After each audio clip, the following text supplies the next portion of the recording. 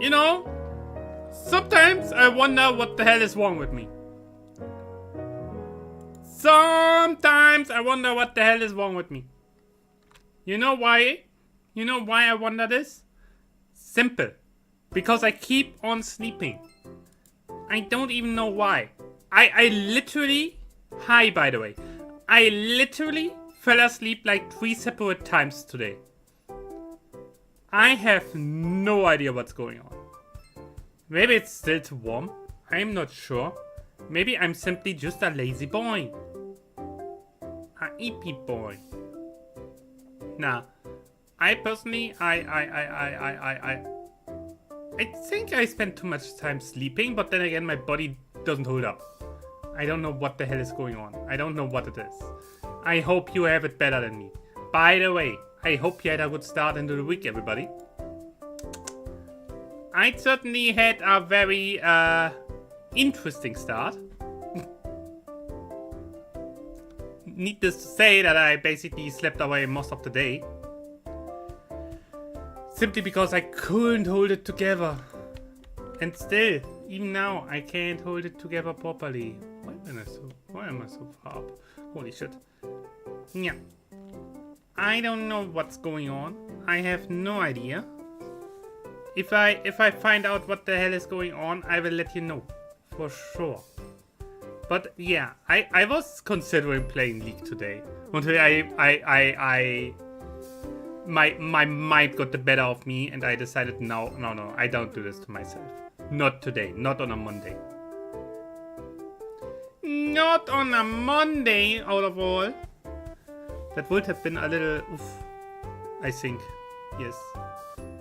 No, I think personally, we are going back into Crusader Kings. We continue our little Spanish campaign. Yeah, Iberia is not conquering itself. Yeah, exactly. We have work to do. We have to spread the correct influencer. The correct influencer. Wait, no, that was the wrong one. Either way, yeah. Also, I just spent a lot of money. I think I said that before, right? That I finally ordered the first furniture to replace stuff here. I finally ordered it. It will be here likely Friday. I think. At least that is the most likely moment. I still have to get rid of the freaking couch. I don't know how. No one wants to buy it. It is really freaking annoying, not gonna lie. Because I really want to get rid of it. And I don't want to throw it away. You know? Like it would be a little bit of a waste to throw it away. And I don't know what to do. What? By any chance, does someone of you maybe, just maybe, need a couch? Nah, it's fun. I'll fine. Don't worry about me. That was a joke. Or was it? I throw a couch at you. What are you doing? I personally would send a prayer to hell that I please can stay this time. Nah, it's fine. Either way, guys. What are you up to? I know I ask this every single day, but what are you up to? I know funny enough, I recently got way more into freaking Final Fantasy XIV again. I don't know why. I don't know what it is. Something about it simply hit me. Wait, I have to put the hair together real quick. Something about it just caught me again. So I actually continued the story a little bit. And I got PTSD by the mentioning of a specific name, which is Leviathan. They want to summon Leviathan and then fight him. I have absolute PTSD from Final Fantasy 16. That fight was the hell. No, please, don't do this to me. I want to cry. No. Literally, freaking fishes. The biggest of all fishes. Freaking sea snake is coming for me again. I can't. Seriously. They cannot expect me to do this again. No. Last time was already enough. I don't want to see that thing ever again. It will be interesting when I reach that. Oh god. Granted, I think he should be a little easier in Final Fantasy XIV. Simply because it's not an action RPG, but an MMORPG. There's a very different fighting style. Also, you never fight these things really alone. They are like weights, so you are there with other people. So maybe, just maybe, it is actually doable without a tilt. No, but I seriously considered playing League today, simply because I lately also got a lot back into the mood for playing it. I know, dangerous. My hiatus is in danger. No, but seriously, I feel like I actually want to try and see that I reach platinum. I reached gold after a long grind, after a long while, but with, I would say, a certain dominance in my own play. I just have to, my macro needs to get better, definitely. So I want to see if I can reach platinum. I think I am good enough if I really give it my all. And that is a little bit my own ambition, you know? I'm a very ambitious boy. Also, I had I already sent out the first applications, the first job applications for jobs on full home office. I hope I get a response soon, because in the job advertising there was like written start best case immediately. So I expect them to answer soon. I hope so. Because honestly, I'm sick and tired of all this shit. I really just want, give me a job that I am actually able to work and just leave me be. Like seriously. Is it really asked too much? I don't know.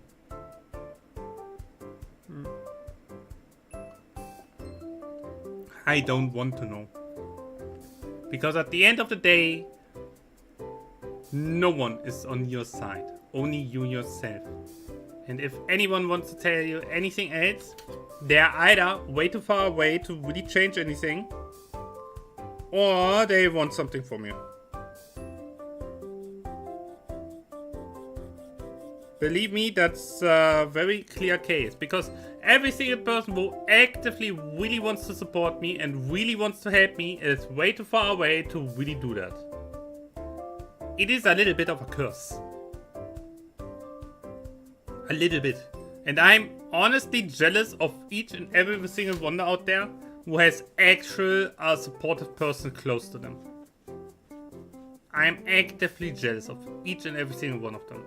You included, if you have it. Yeah, exactly. You heard it right. I'm jealous of you. I know, hard to understand, hard to believe. But it is the truth. The whole truth. Yes. Also, I think today's mission in Crusader Kings is we are bonking everybody. We are bonking right onto their head. We are going to bonk into their face, and when they ask why, we bonk again. That is the mission. That is the plan. I don't care what happens else. Yeah? Whatever else happens, happens. As long as we keep true to our intentions, we can only win. Especially after all the civil wars from yesterday. Holy shit.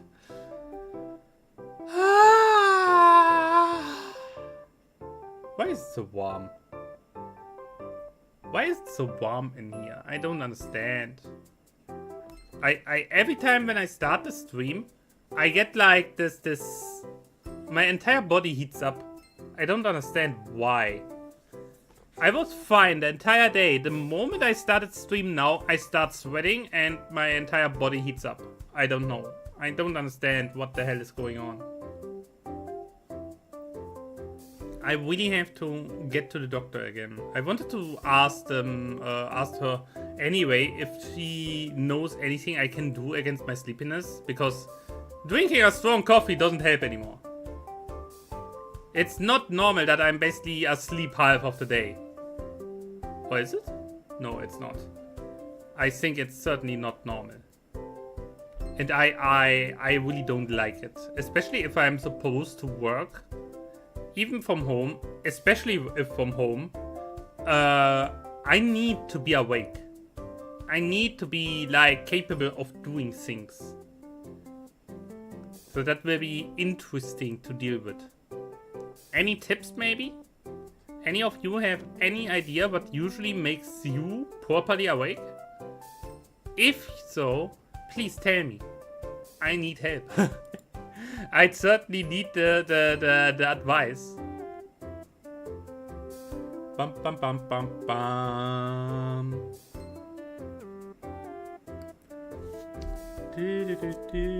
Yes, I'm waiting for the game to start. No, I cannot speed it up. Hi, Rebecca. How are you doing? Having a good Monday, I hope? We are just waiting for the game to start. Crusader Kings is a little slow at times. The mod list is simply too large. I still didn't got to the point that I actually cleaned it up a little bit. I'm doing fine as I can. Which game? Crusader Kings! We are going to conquer Spain in the name of Jesus. Just to then split up from them and create our own thing. I hope this time without lagging. Because the last few times when we attempted it with Italy and Ireland, the save ended up broken. I really have to fix the mod list so that doesn't keep on happening.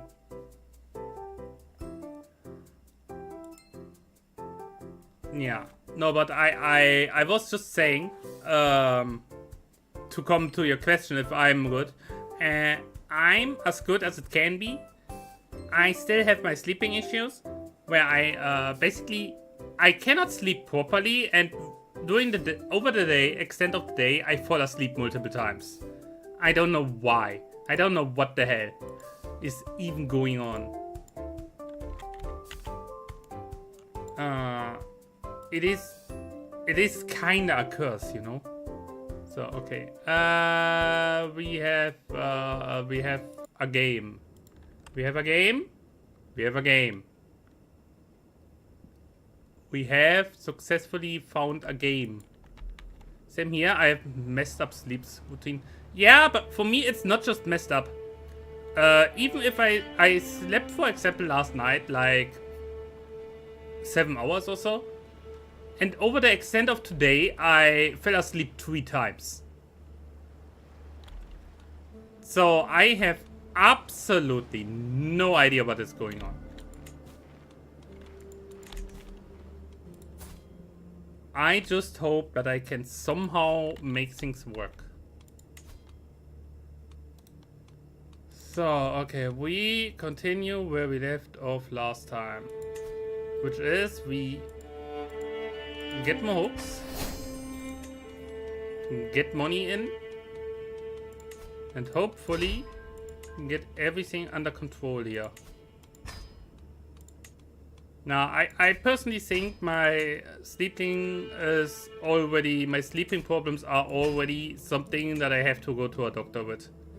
Because at this point, I'm relatively convinced something is not alright. At this point, I'm relatively convinced that I'm not really all okay anymore, you know?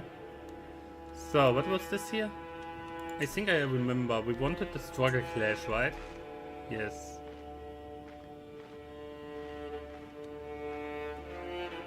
Yes, we wanted this.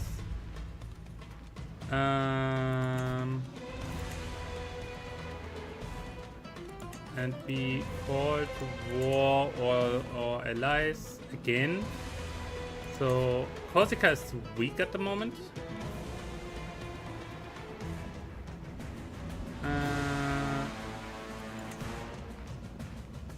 Him definitely. He doesn't want to. Her? Yeah, okay, come. Corsica is too weak. That's fine. We can do that. We wise the armies, and then we give them into their face. No, especially, I said it before, if I currently try to get a job in the home office area, to finally be able to work properly. And to get this done, I really have to... What? That's just Maya. Wait, my wife? Wait!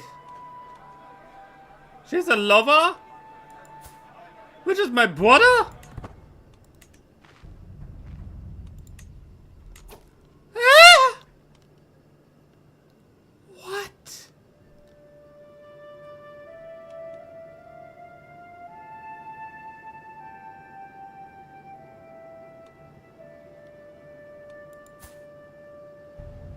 Excuse me?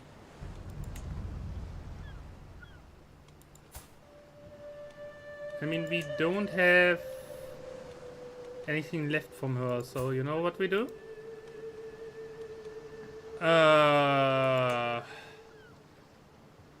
We expose the secret.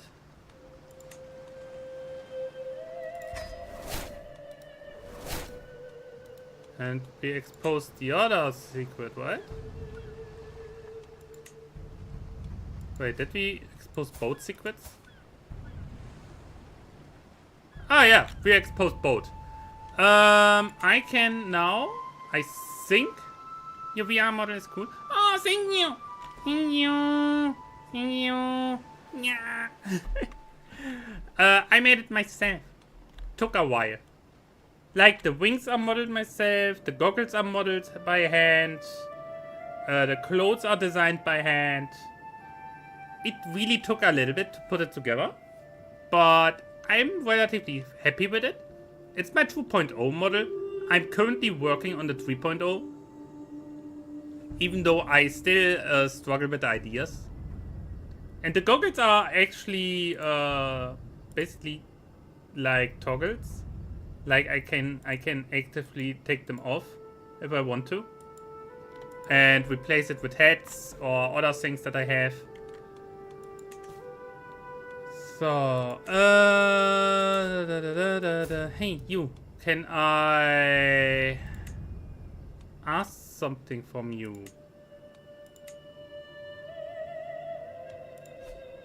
Can I maybe,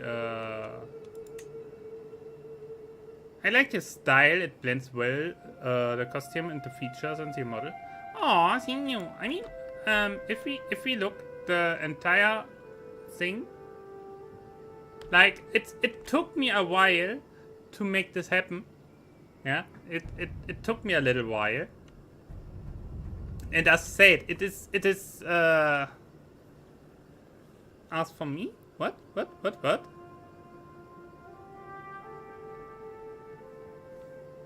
asking? What?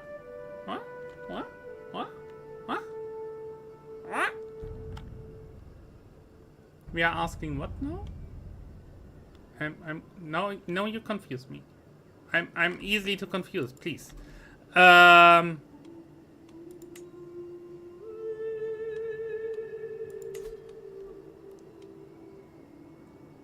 Request defaults. I was confused too when I was typing. Oh my god, we are confused together. Perfect. So you said ask something earlier. No, I was meaning that I have to ask the Pope to divorce my wife because she is a lover with my freaking brother, with which she cheated on me. So I have to readjust here. No, but it's. Wow, Black Wolf, hi! Hi! Careful. careful with the fishes.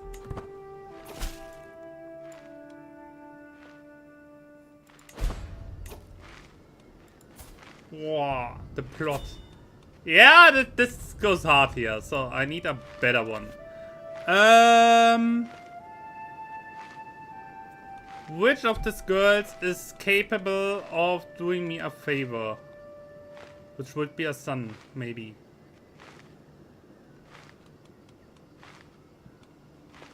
What's with her? Bold Knave. What? Bold and dishonorable.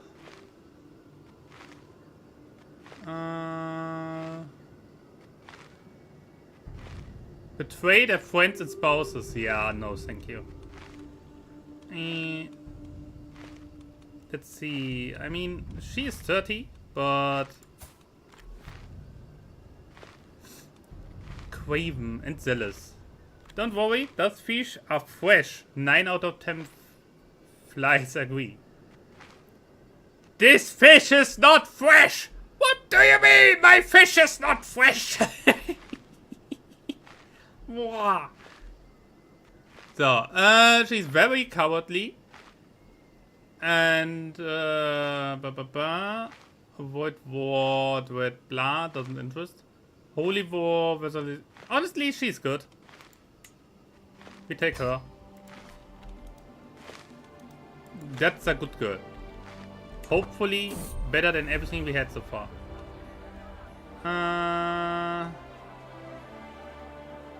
Thanks a lot. My heir.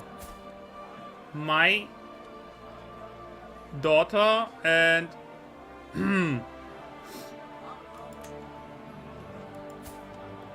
yeah.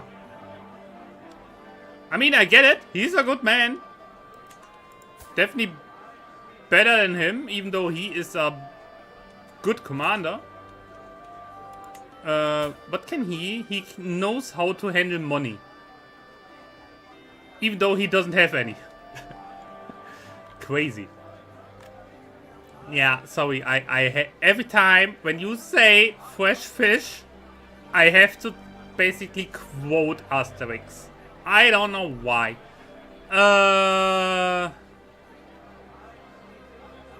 I think what happens here, she's an adulterer and lustful. I don't want to. I have enough for today. That is the better choice, believe me.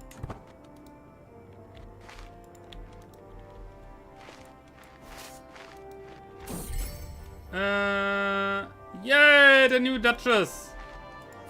She doesn't look as impressive as her predecessor, but who cares as long as she's loyal? Let's be honest here. Loyalty goes a long way, especially in medieval times.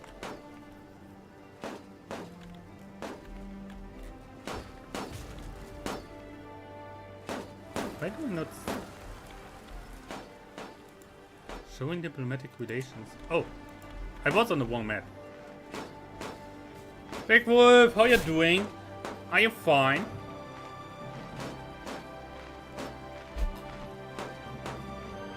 Are you holding up on this Monday? Or are you suffering? I can say I kinda suffer. Take it down, mommy. Duh. Oh, wife is already pregnant. It immediately hit the target. The old man still hits it. What are they doing? Okay. Who are you guys?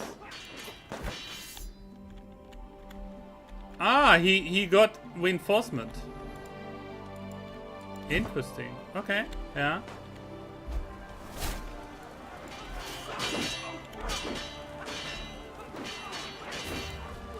Then I would say it's time to move in there. Who are you? You're not useful at all. Get out of here. I cannot make use of you. You are not worth any money.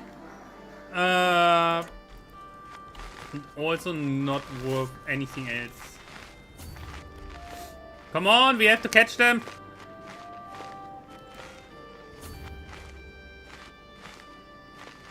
Into the mountain we go. Yeah. Oh yeah, that's going to hit. That's going to hit. That's going to hit. It hits! Easy target! Look at this. We counter everything they have. Granted, our cavalry is not great here because of terrain, but it doesn't matter. Our armored horsemen don't even need to really do anything. Easy! Glorious! Wait, we captured him! We captured him! It is ours! Yes! Glorious! You will not defeat me. So, okay. Which of them is the best one? Can I keep one of them? Maybe. This one. This here is the best one. This one I take. The other two, you know what? My vessels can have that. Who is the weakest of them? Her. Can I give you something? Like this here? I can give you that, right? Yes.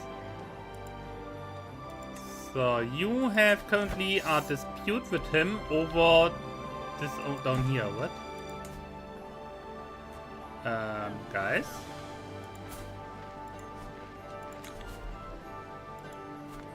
Convert the fate there.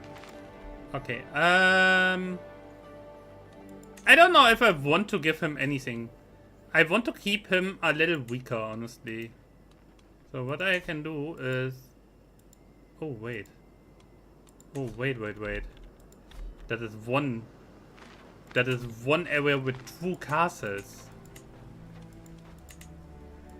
Ah. No, this is a church. Why do I own the church? I don't want the church. Where the frick is the...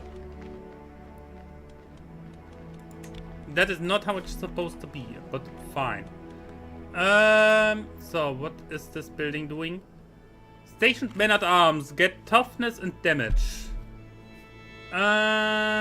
Station siege weapon gets 50% effectiveness. That's fine, but honestly, it's good. So who has the worst? Yeah, come on, the spearmen get the bonus. I don't care. We just have to somehow make this work. That we...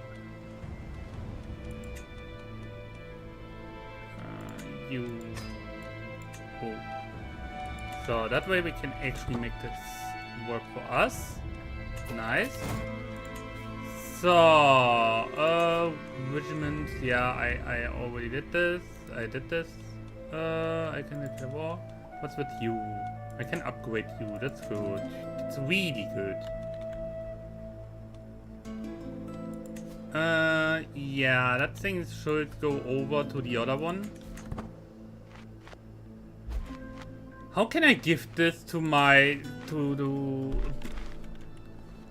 my oh my god, what? My niece?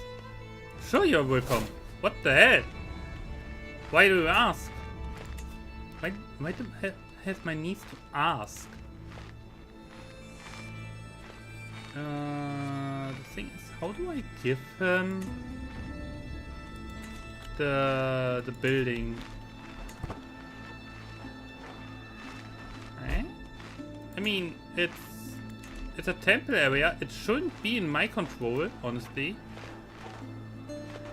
And I really don't know how to give it to him. Criminals, what? Ah yeah, sleep with my wife. He's such a bitch. And she, honestly, I don't even know You know what? Get the hell out of here. I don't give a damn. Leave me alone. And you?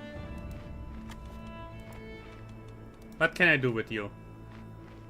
I had the hopes that we can maybe sort this out, but he is very clearly not willing to sort anything out. So what can we do here? We have multiple hooks, but maybe it's time that we get a hook on him. So in the meantime, we can try this here again. Ah, we got him. Easy. Okay, we get a hook on him, which then hopefully lets us get a good advantage over him, so he doesn't try anything.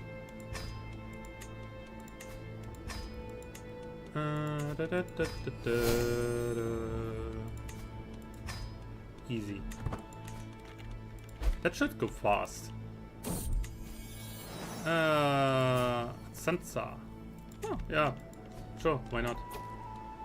You can demand payment from King Domingo. Domingo is the one from Leon. Gimme. Gimme that money! Ah, easy. That's how you get income in this game. Just take it from others. Oh, glorious. We basically doubled our areas already. But we really need our kingdom title. We really freaking need it.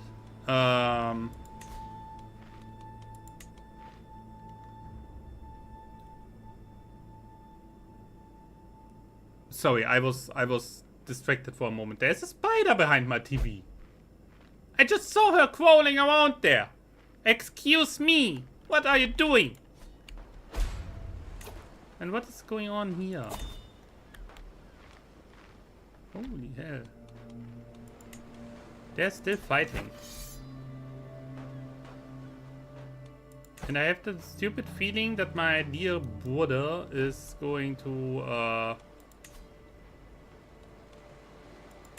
absolutely demolish my vessel. So can I... Hey.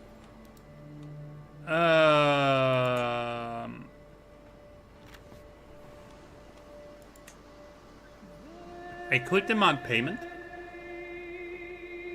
Ask to stop the vessel war. Must have positive opinion of me. Can I not simply force him?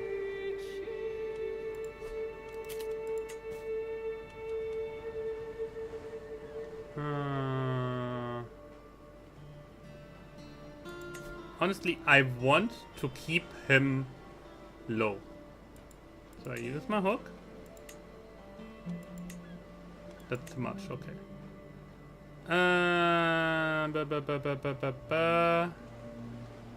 I could give him council rights, but that's not enough.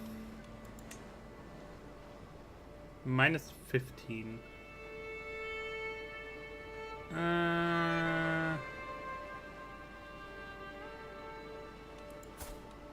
Here's 700.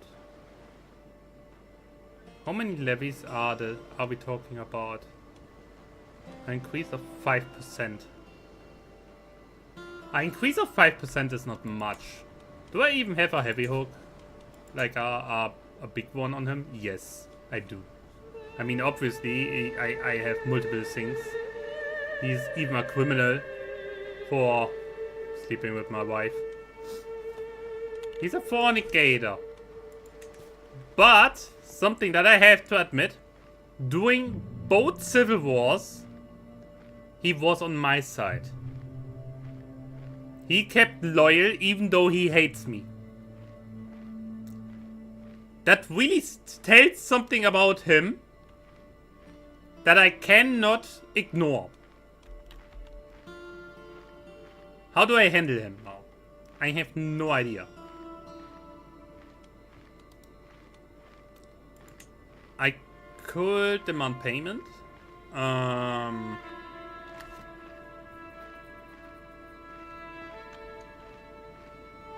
mean, how much minus do we have here? Obviously, the minus 100 for the rival.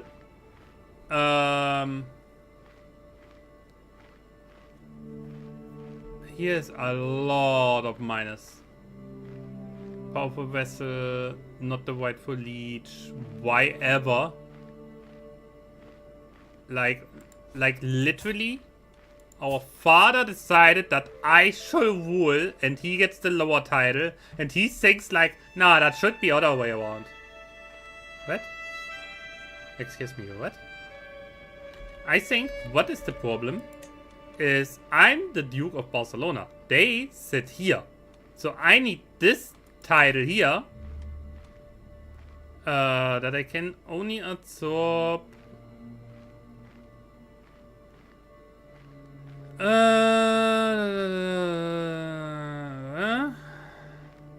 Consider your fate or hostile or worse while they control any of the de jure. I control most of it.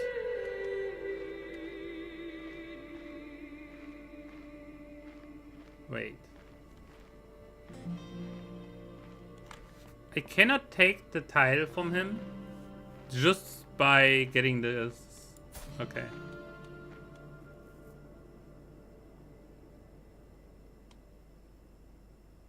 How can I get that thing if his fate is hostile? Means I cannot simply grab it.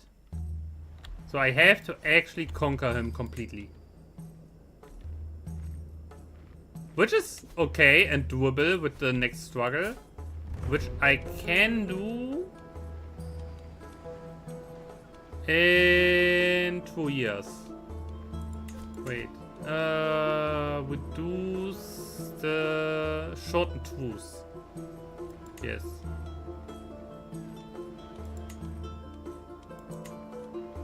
Yeah, short the truce, please. 2 years is a long time.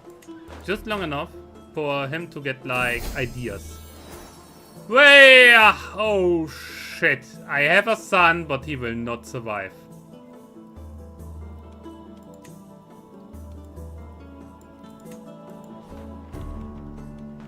Yeah, that's not good. That is really not good. I wonder what he's doing. Girl, what are you doing? Why are you having your army standing there? Huh, I want to say, what the hell? What the helly? So, yeah, true. I still have... Yeah, I simply take his money. Maybe if he doesn't have the money... He has so much money. Holy shit. Maybe then he cannot do certain things. I need to somehow increase a little bit my piety. So we are going over there. We'll reduce this. And hold... Oh god. Wait, we cannot? What? What happened with our father? Is he already buried? Did this already do someone do? So we have my former wife and my aunt. I would say my former wife. And we make it great so we get more piety. Yeah, that's fine. Okay, let's go. I will never forget her while I hold on to my next wife. I will truly never forget her. Never! For the next 5 minutes. Yeah, that's how it goes. The living. Nice. I could invest a little bit more if I wanted to. What do we have here? Nearly everything built. We can build this. But we have spearmen here. So having this here would actually be nice. What? Alliance expired? What? No! Internal injuries? No, that was like my trump card. Hey dude, shit. Shit. Their army helped me so many times. And now they are gone. That's not good. But at least we have like more troops this time. So we can kinda make it work, but it's still like... That's not good. That was our biggest ally. I mean, what are the... Everyone else? 1,000... 800, 700, 300. It's basically nothing.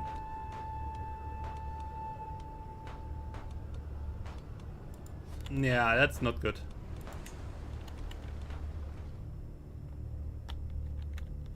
Ooh. Oh, that spreads fast. Hi, Niklas. Oh my god, that is spreading fast. I only have on speed 3, so I have default speed. Oh my god, look at... What the hell? Why is it... Normally they take forever. Holy shit. I can literally watch on normal speed how it spreads. That's normally...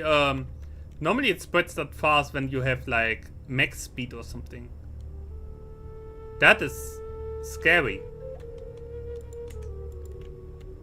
Oh my god. France doesn't look good. Not gonna lie. Ah, la la la la la.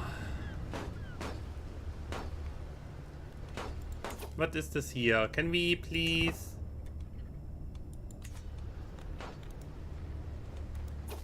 I spent a lot of money on this one. I need the piety. I don't really need anything else. Yeah, I need the piety. Boah, I've never seen it move so fast. Yeah, me neither. The only time that I saw a sickness, a plague spreading this fast was the Black Death itself. Yeah, which is the worst plague in the entire game. Because it will nearly cover 100% of the map before it stops spreading. Because it's spread everywhere. And it kills thousands of characters. This up there is like, I don't know what they're doing. King Henry II. He's brave, proud, and flirtatious. Is a charismatic negotiator.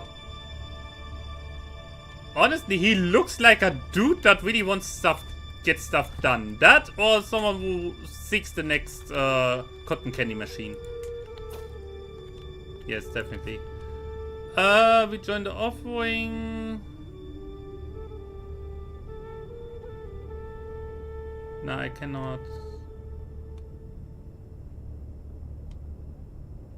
We can put some money in, so everyone likes us a tiny bit more. This is crazy. What? I'm still amazed about this one. So far, the map doesn't look that crazy,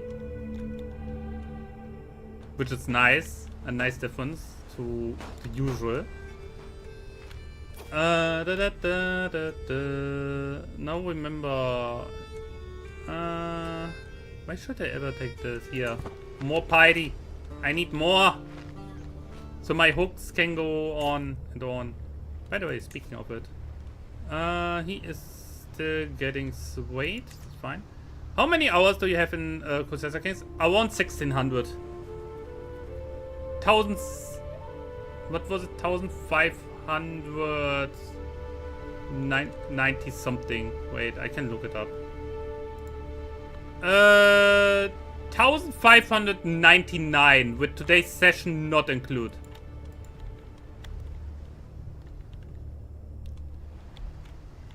So wait.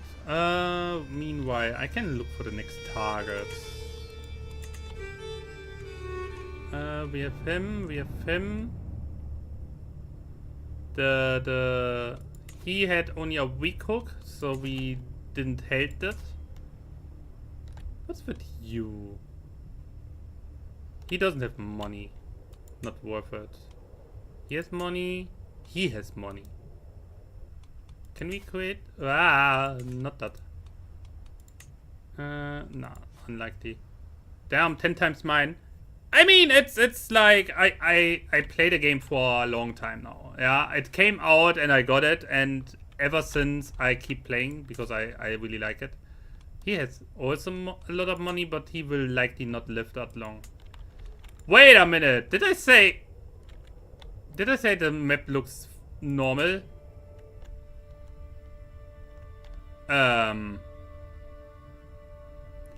You have an interesting accent. Where are you from? Germany. I'm actually from Germany. Corsica is down here. And up here. How did that happen? And Transjurania. What? What the hell is Transjurania? That sounds like something that belongs over here. What is this? What are these names? I don't even understand anymore.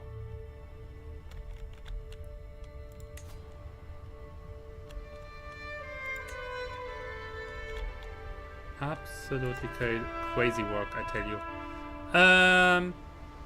That's your favorite lifestyle focus?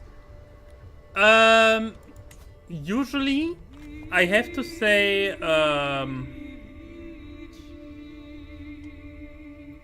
it depends a little bit on what I play. Normally, if I play like Vikings and so on, obviously military. What I personally enjoy lately a lot is a mix of intrigue and diplomacy.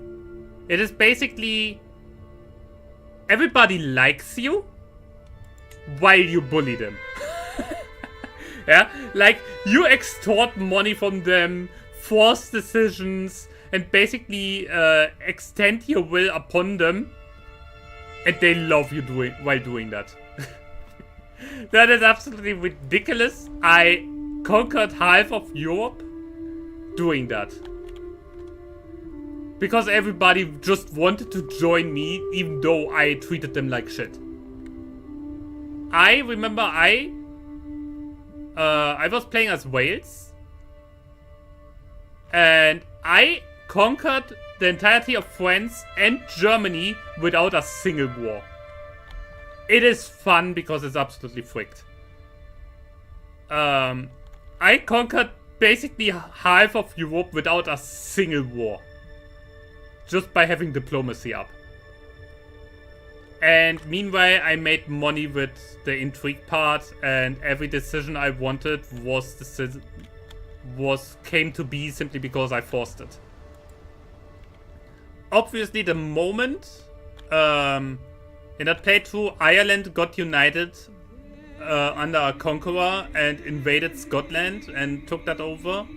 And even ended up invading Norway and took that over. Because Ireland's king had the conqueror trait, which is the strongest trait in the entire freaking game. And I didn't want anything to do with this. So I tried to make him somehow like me so much that he doesn't want to declare war on me. Because I would have lost that so badly. I don't care. I don't care. More piety, please. Alright, I wanted to see who else I can fabricate a hook on. You are also not very likely. A hook on the Pope, maybe? Very unlikely. He doesn't have that much money. They have a little bit of money. Yeah, I could get something done. Full power. Come on. I want it fast. I want this done as fast as possible so we can go over to the next one.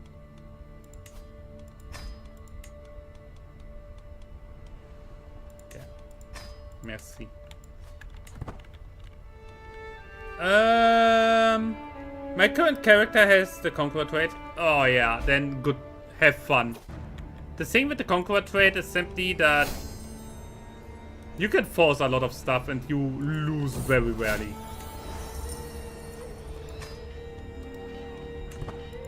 So what is he fighting? Ah, that's perfect. But I mostly play tall at 5 times speed. Yeah, I play a lot of on 5 times speed as well. But currently I have so many things going on. I want to let it run, but at the same time don't want to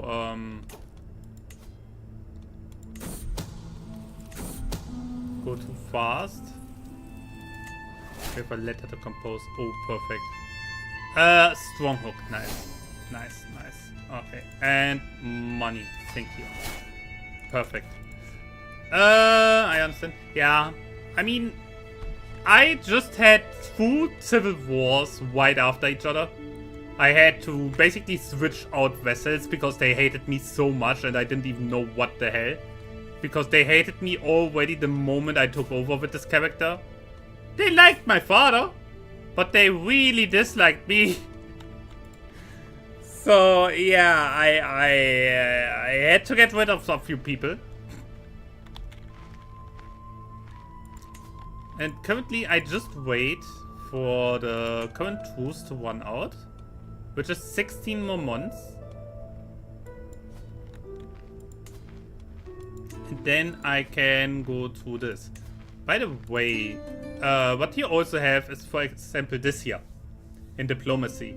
Flexible truces, shortens truce, so the peace duration between wars, and you don't lose prestige if you simply attack still, even though there's a truce. You don't lose anything apart from opinion. You can also have forced vassalization, so you have basically against every single one who is below you in rank, you can simply force them to become your vassals even if they don't want to, by simply conquering them. You can have a defensive alliance with someone else. It's basically you can get an alliance without having to do a marriage.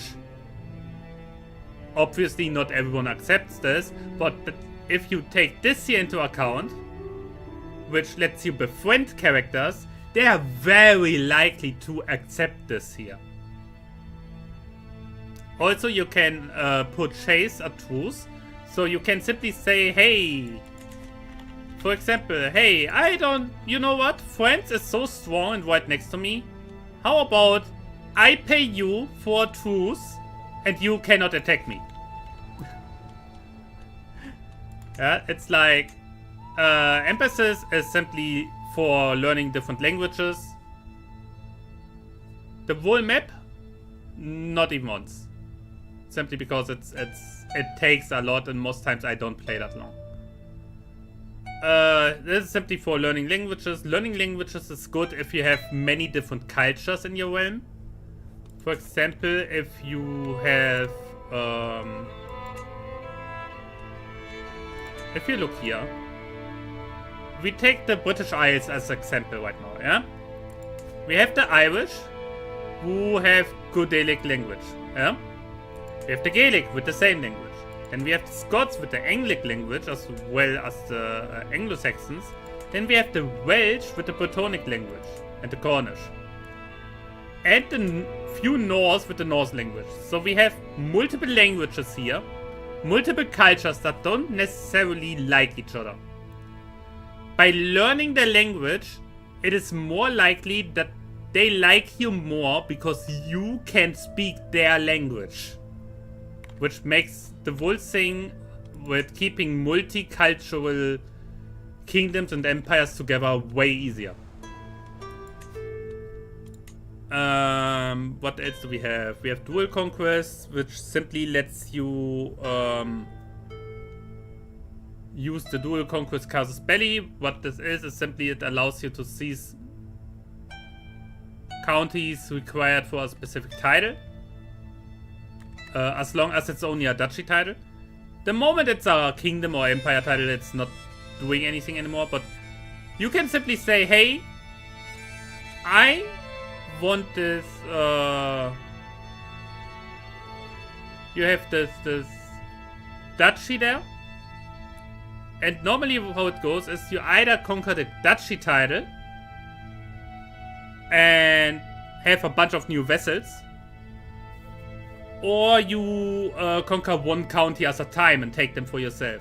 With this one, you can simply say, hey, I don't just take the duchy title, I take every county inside that duchy for myself. Yes, I also stream on Twitch. What's up with the title? What do you mean with the title? What do you mean with the title?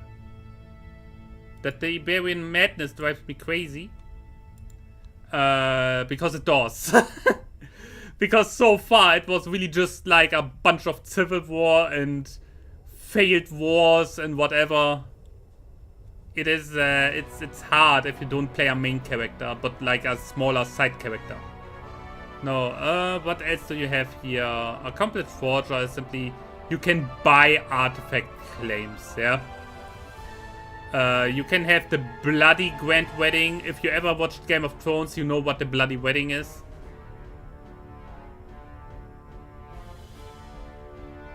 The odd hair part, what?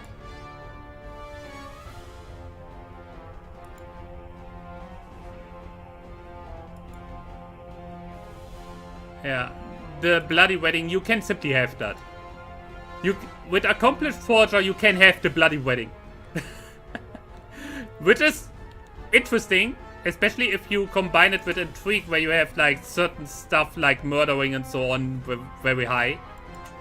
You can invite them in for things.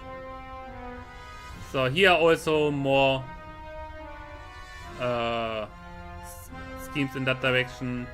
Here you have simply that people like your more personal scheme length. This is also something like befriending people, learning other languages and stuff like this. Swaying people also goes faster with this. Other independent rulers like humor, which is really useful if you want to offer vassalization to someone.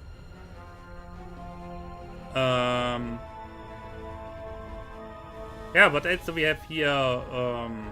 Prestige per knight is very good if you go with this here. That you have the household guard, that gives you +4 knights. Yes, I know. I even have a mod that expands on this. If you have this, you have +4 knights. And together with a few other boni that increases your knights, if you have this Praetorian Guard, you get +1% per knight. What does the mod add? The moment I get the witch trait, I basically have a magic lifestyle that allows me to either become a witch or a magician, a mage.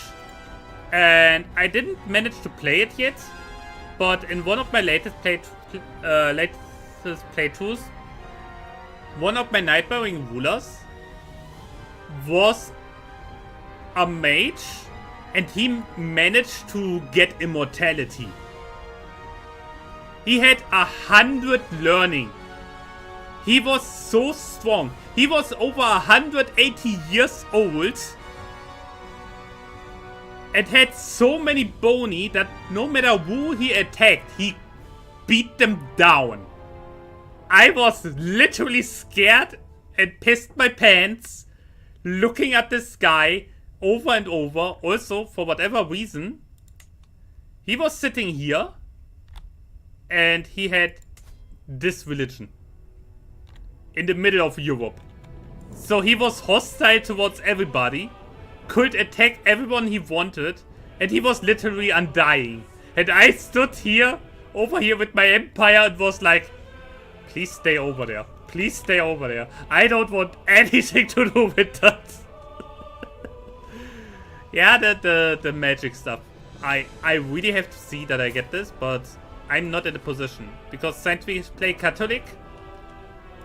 Being a witch is yikes. Is dangerous. What I want to do is get enough land. It is the same plan as last time before the save broke. How long have I been playing now? Only 36 years. So basically, I don't know, like 5 hours. 4 to 5 hours this playthrough here. The last playthrough I remember were 12 hours. Where I ended up with basically all this here. Like I had England, I had Wales, I had France, I had Germany, I had parts of Italy. And I wanted to actually continue that, but the save broke. The save before that sadly also broke. I really have to clean up the freaking mod list. There I started in Italy. Somehow I got Ireland. Don't ask me how. I had Egypt, I had Jerusalem, I had Northern Africa. My family members declared a holy war for France because I at one point simply started my own religion with our own pope, and this own pope was my aunt who decided, hey, we crusade all over Europe now, and went for France out of everything. The German boy invading France, of course. Why is this a thing every single time? I somehow always end up with invading France. I don't know. I don't do this on purpose, I swear. I don't know. It's funny. Long have you been streaming? You mean overall? A murder scheme? Oh wait. Overall, I stream. I'm in my 3rd year. This next month, I have my 3 years anniversary.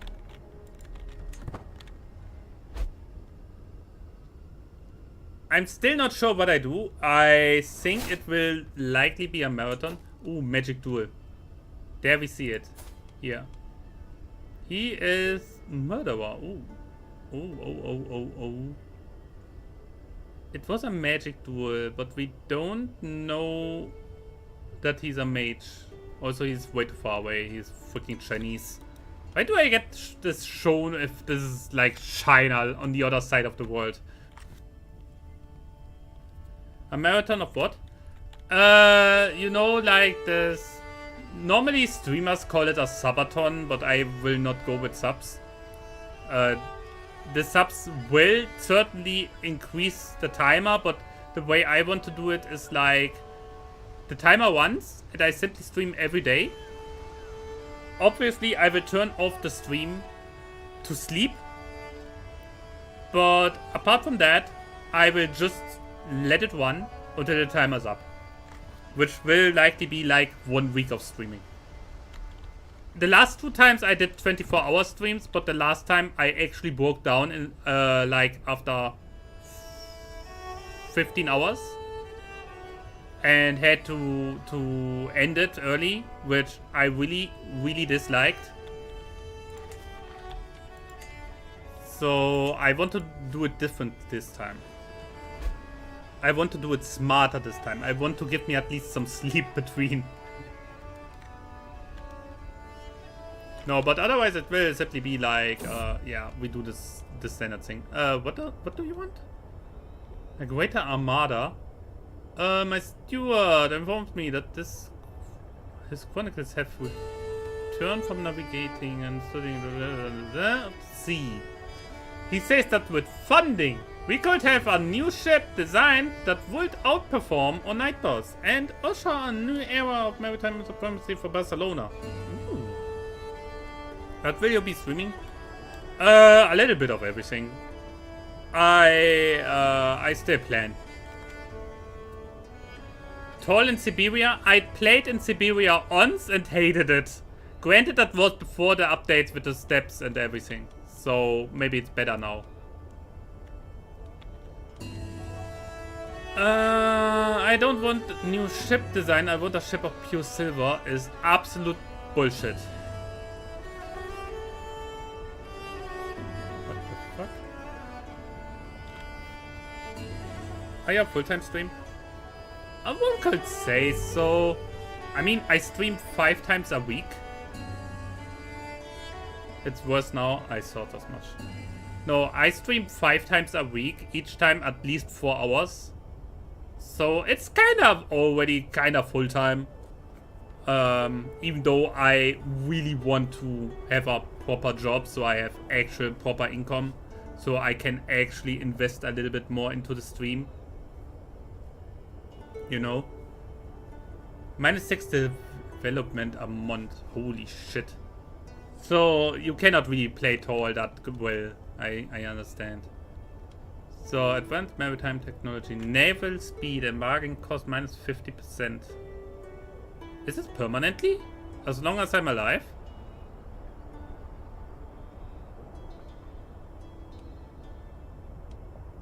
But I don't have the money.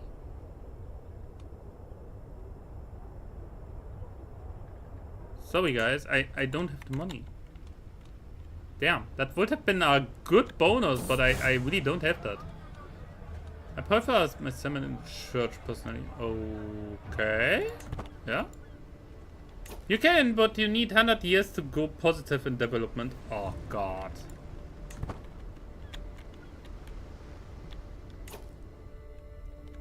I mean, why would you play tall up here? Like, literally.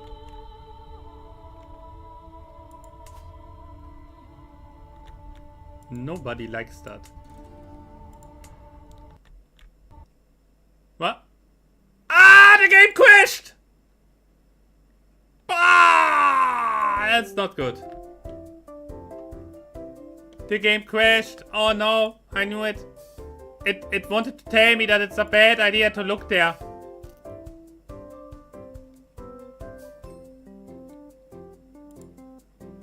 The game crashed. It just wanted to tell me it's a very bad idea to look up there.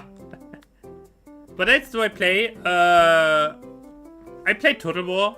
Like Warhammer 3 Total War. Quite a lot. I have my fair amount of hours in that one. I play also normally a lot of Mountain Blade Bannerlord 2. Mountain Blade 2 Bannerlord. Why do I say Bannerlord 2? That makes no sense. What else? Like, I have 880 hours in Total War Warhammer.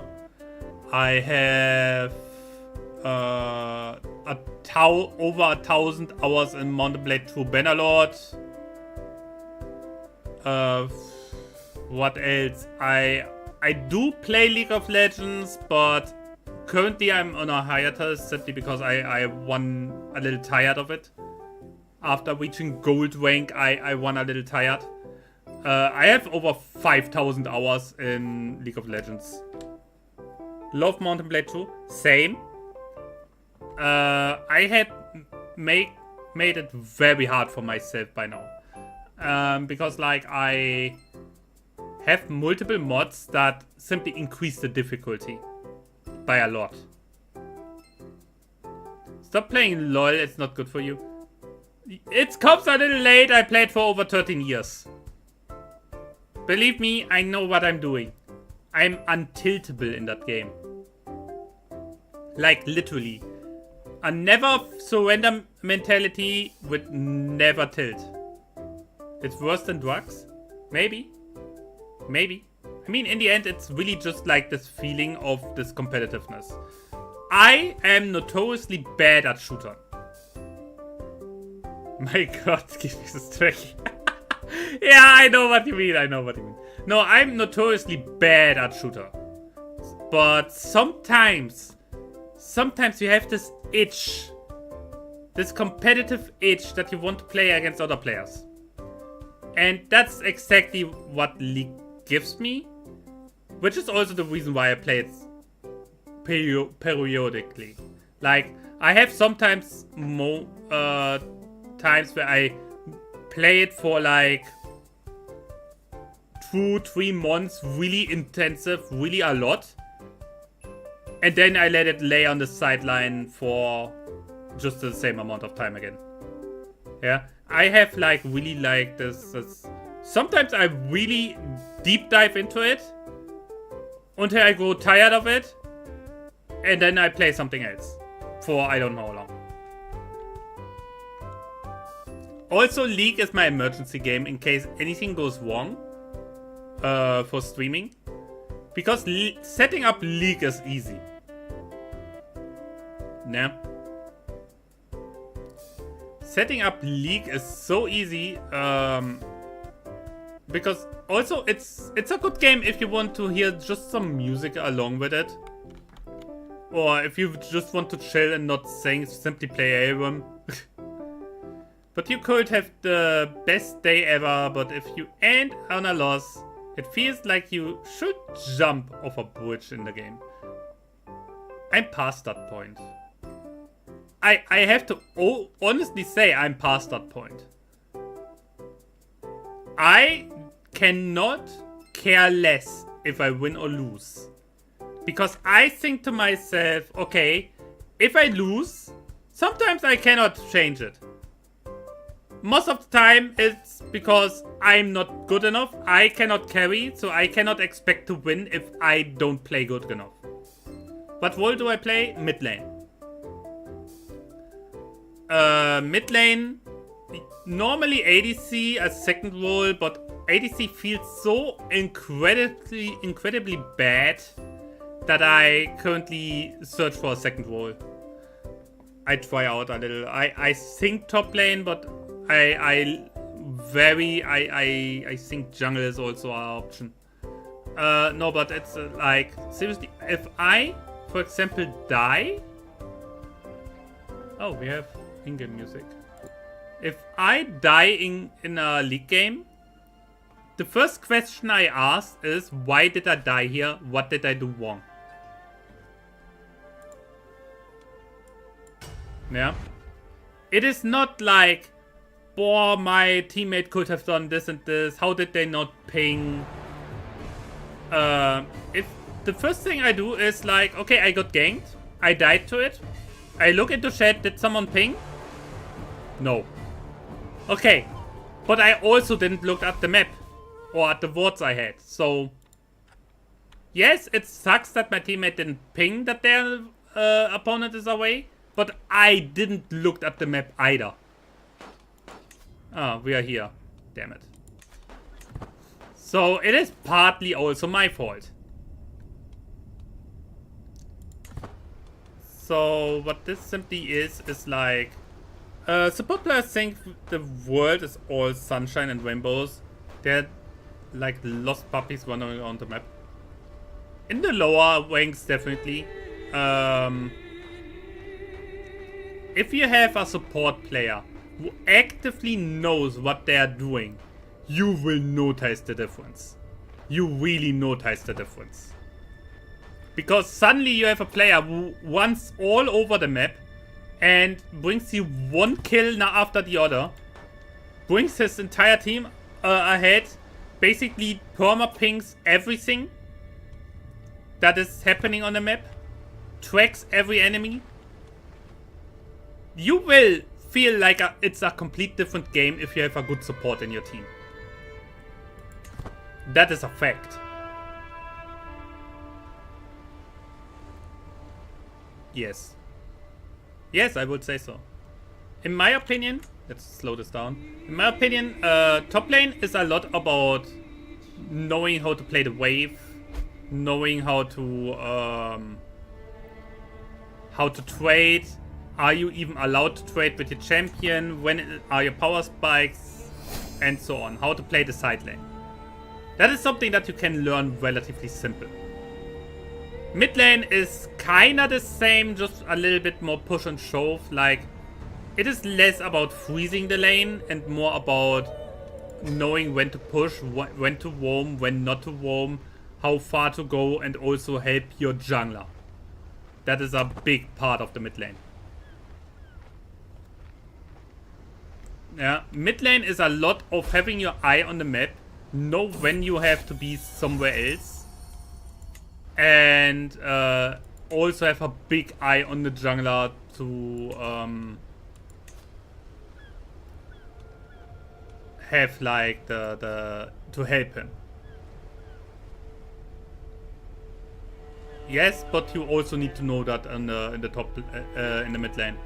In the mid lane, if you don't know the interaction, you die, because mid lane are damage dealers of doom. Yeah, mid lane is basically nearly always a massive damage dealer. So if you don't know the interaction, you don't know the traits or anything, you die instantly. Yeah, it's like not even funny. No, I think you need different skills for each role. For jungle, for example, you have to have very safe smites. You have to know when you have to be where. You have to be very aware of what your laners are doing. You're basically a giant babysitter. ADC is all about having like this safe state, knowing when to follow your teammates and when not. When read a fight before it even happens. To really see, should you move there now? Or will you just die pointlessly there? Yeah, it's a lot about positioning and obviously being good at making last hits. And then in the late, it's all about positioning. And support, I see way too many supports who just hang around the bot lane all day long, stay with their support, with their ADC 24/7, then move to the mid lane with their ADC and keep with him. That is the worst kind. A good support, when they come out of base, they don't walk onto the lane, they walk into the jungle. Depending where your teammates are. If, for example, mid lane and top lane are on the map, your ADC is resetting, then you run into the top side jungle and look what you can do. Either setting wards, or see if you can maybe set a gank onto one of the lanes. So your laner gets a kill or gets pressure, gets ahead.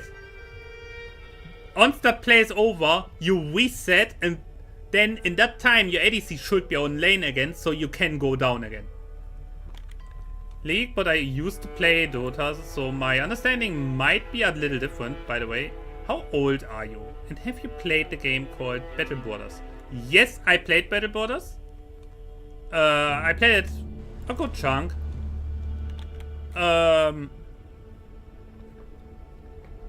Honestly, I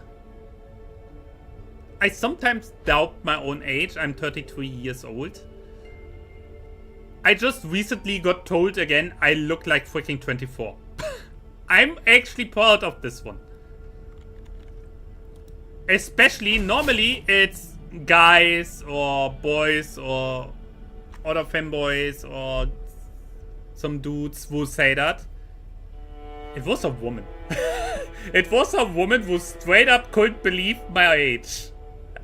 Which is, honestly, that hits a little different again. Who died? Oh no. Why did he die? What was his, he had this? Okay. I'm honest, that hits a little different. I'm not gonna lie.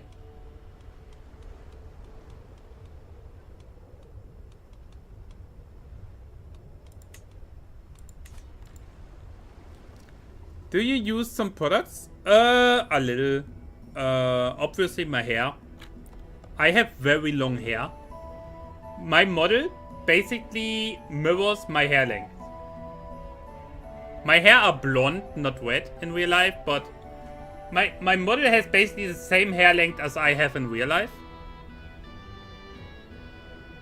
So I have to a lot of care products for my hair, obviously. Then the usual, simply for skin care and so on. Nothing too crazy, like a simple cream, holding it clean. doing the standard. I think it's standard. Likely more than most men, but I think it's nothing too out of the norm what I do there.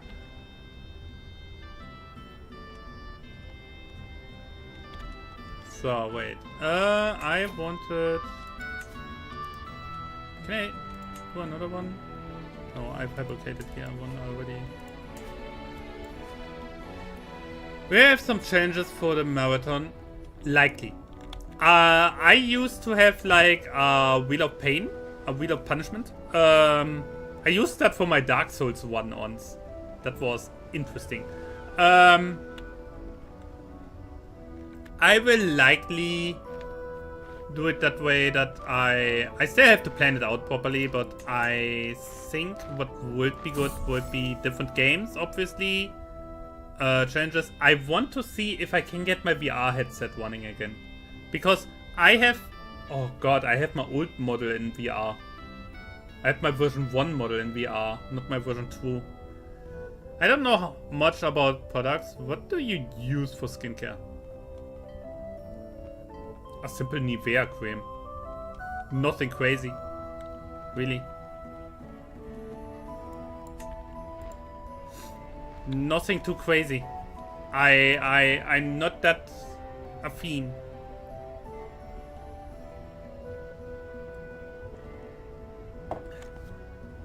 How did someone else say I have this natural youthfulness?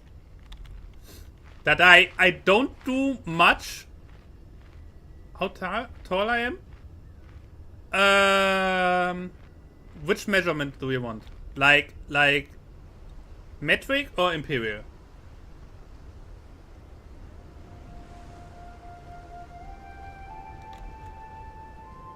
Because I know exactly if you're American, then I would confuse you.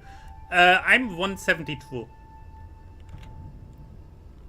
1m72.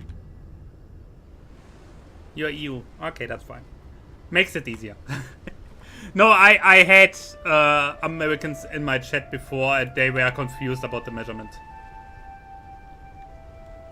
So I know that I'm around 5'7".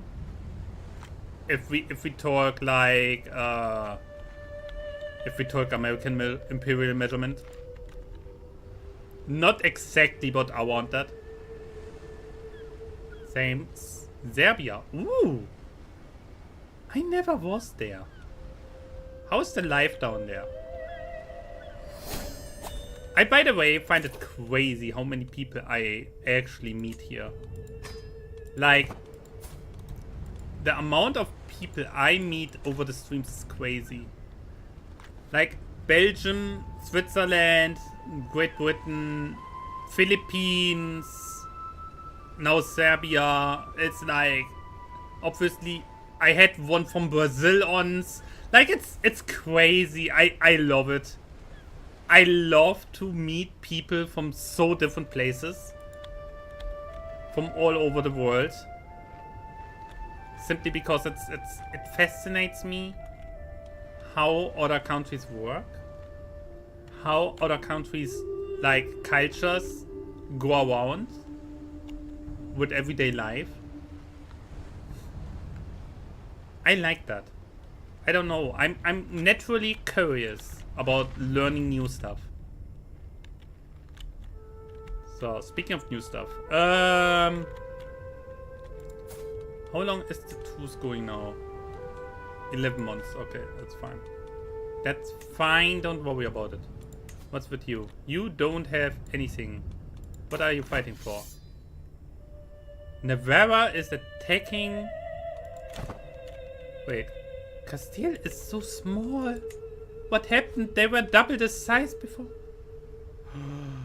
That's the chance. That's the chance. If we struggle clash.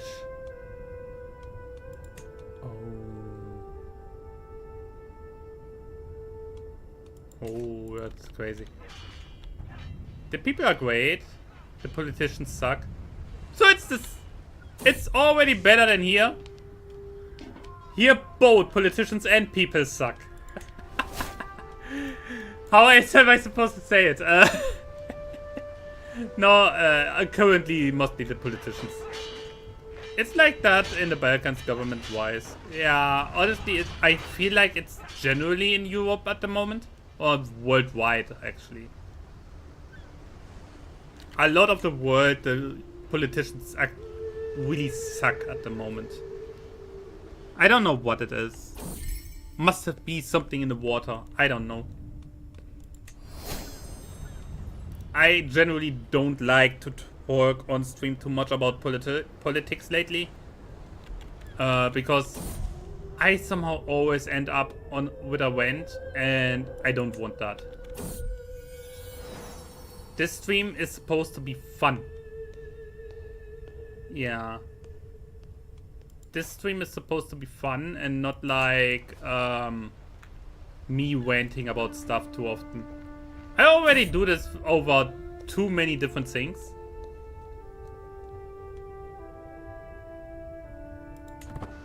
Like, for example, certain people, or like certain systems, or I don't know. Way too many things. And I honestly, I want to chill more. Yeah, I really want to chill some more. But it's not that easy sometimes. Sometimes you simply feel like you have to let it all out. If you want to talk about something else, I have no problems. I like rants. Nah, it's fine. The thing is simply that in the end... Ooh, we can provoke the vessels.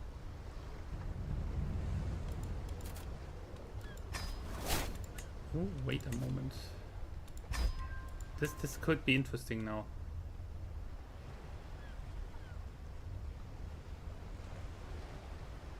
Oh, refuses. Also refuses.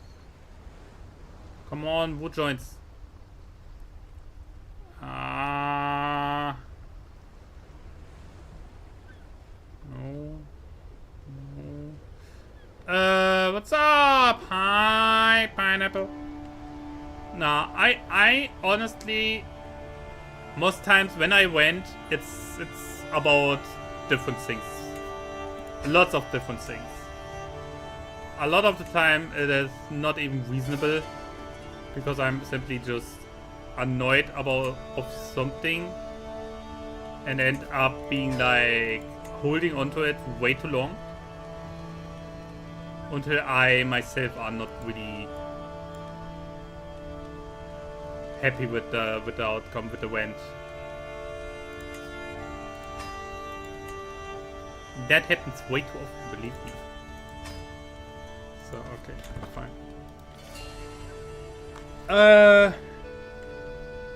What are you in? Can't see it. Huh? Go off. I do the same. I'd like to listen to more on hints, the better. I mean, I saw it just lately that, oh, nice. Like game year. Ah, we are in 11.3. We are in game for 37 years yet. It's relatively early, but we already play with our second character because he was old. He was already old. We have Barcelona. Haha! It's human? Yeah, I know. I just recently saw like this world saying the discussion how corrupt the Football World Cup is, because seemingly after the game from the USA, where one of their players got the red card and was basically denied to keep playing, he pulled out a card with the face of Trump and refused to accept the red card. And seemingly what happened is that Trump himself made a phone call to the president of the FIFA, and the player is allowed to play again. What the hell are we doing? What the hell is going on? Like, literally? Yeah, it's like, there's a reason why I'm not interested in that stuff anymore. I used to play football myself. I used to be a massive fan. Yeah, I'm not surprised at all, honestly.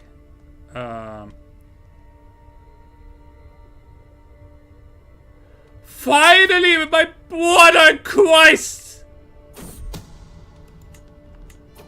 Okay, you know what? I forgive you with this one. So, why are we still negative? Title claimant. -40. Whatever. Oh god, okay. That's good. Maybe we can actually get him onto the good side again. No, honestly, I have no words for this bullshit. In my opinion, football is not about the sports anymore. Which is sad. I mean, have you seen how the teams were stationed in the US or in North America? A team was stationed in Mexico, but had their games. They had not a single game in Mexico and had to travel to northern USA every single time. And then you asked why they lost. We have a movie in Serbia about corruption in the World Cup, when Yugoslavia got robbed of a shot at the gold at Uruguay. Oh, don't remind me. If we look through this, I think that happened a lot over the years. What was this? Yeah. I'm relatively sure that happened a lot. Like, not even joking. So I could found a holy order, but I don't want to spend the points at the moment. I hope Netherlands. Honestly, Netherlands are already out. Or do you mean Haaland? The player. If you mean the player, he is Norway. At least we will always have the 7-1. Ah, stop it. Germany got kicked out and that was deserved. Honestly, that Germany got kicked out was completely deserved. We played like shit, that we even got that far. So, no, honestly, what I want to see is Norway. Norway, looking at them, they are freaking Vikings on the football field at the moment. I made a callous, deceitful, ambitious, and arbitrary character, and somehow he died with the nickname The Kind. Now this is something. I like to hear that. That sounds absolutely funny. I love it. I'm all for it. So we have some money. So we can build a little. A grand wedding from a count up there. Why should I care? Go away. I'm not traveling to freaking France for this. Convert from Catalan to Aragonese. What?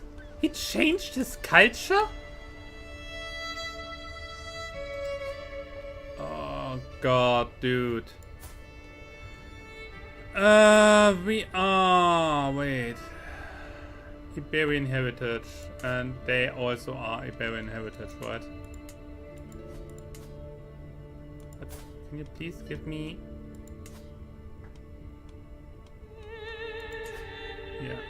yeah, all Iberian heritage. Even they are Iberian heritage, which is crazy. Have you gotten the nickname the Bloodfather? I got the nickname the Reaper once. So, there are a few. No, most times I I don't give a damn about the nicknames.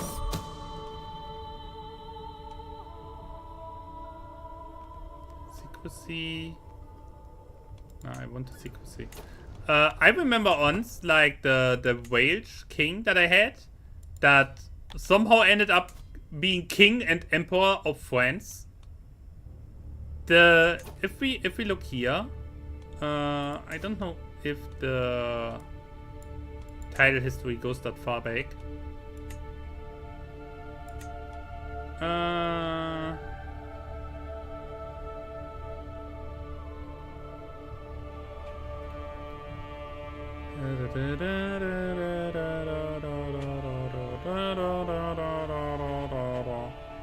Here's him.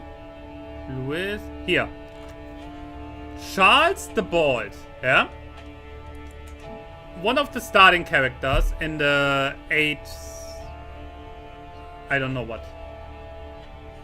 It's a Organics one where you have all tier 3 positive stress. Ah, yeah. Yeah, in 867, he is one of the starting characters ruling over France. He always has the nickname the Bald. I played in the same start date as a duke in Wales, made the Kingdom of Wales, tried to conquer the British Isles, had the Irish conqueror in front of my nose and was like, fuck it. So I went into Europe. I ended up with Italy and France, and I didn't just got the Kingdom of France, I got the Empire of France. Yeah, Francia. Yeah, Francia. So, obviously it was my highest title, so it became my main title. Before I even started going into France, my character got the nickname the Bald. And I ended up as the Emperor of Francia with the nickname the Bald, which is funny because the first ruler of this area that you can have in this game is also called the Bald. That was a nice little... that was a nice little thingy that eventually happened, and I have no idea how.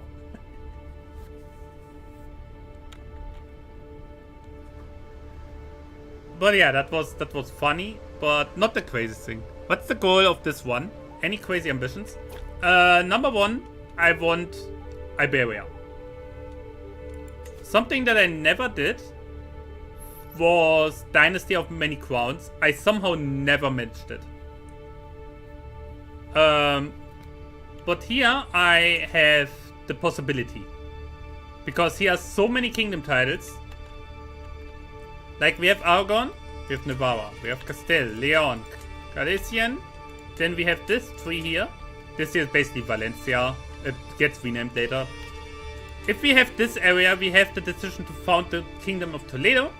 If we have this area here, we have the decision to found the Kingdom of Portugal. So we have 1, 2, 3, 4, 5, 6, 7, 8, 9, 10. 10 kingdoms. Only here. If I never make an empire, I will, bit by bit, give it out to my house members and get the Dynasty of Many Crowns. But for that, I need to win the struggle. And kick these guys down here out of Iberia. Once I have that, we will keep looking. Because normally my ambition, I tried it multiple times and couldn't get it to work yet. Because every time the save sadly broke. I want to found my own religion and conquer the rest of the world. I remember I had like, in my Italian one, I came to the point that I had their own religion with their own pope and so on. And my capital was Firenze. And I invaded Rome. I had Rome. But for whatever reason, he still had a little bit of land here, so I could not dismantle the papacy.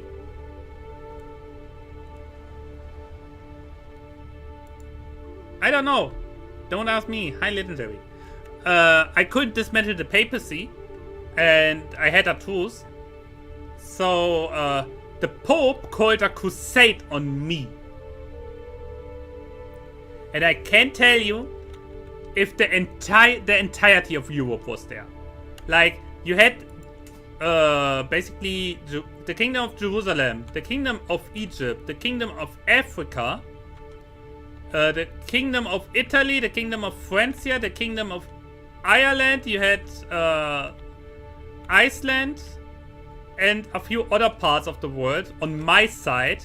And against me was Brittany, big parts of Spain came in, the entirety of the German part came in, Poland came in, like literally everybody. I have never in my life seen so many armies at the same time. I was literally like this. I could not read a single name, so many armies were there. On my screen, basically the entirety of the sphere was full with different single armies moving around. And then the game crashed. Oh, that is like, yeah, that was not good. That was a little bit unfortunate. When the entirety of the known Western world is split in two, and both sides decide to go all out. Yeah, that was interesting. That was very interesting.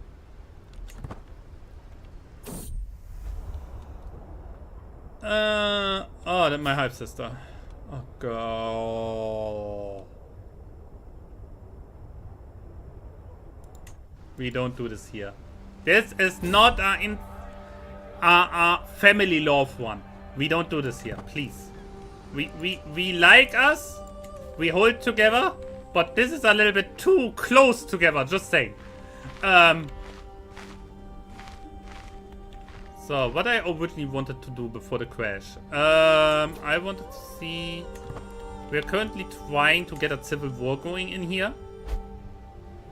Because the moment this falls apart, it should be good. Wait.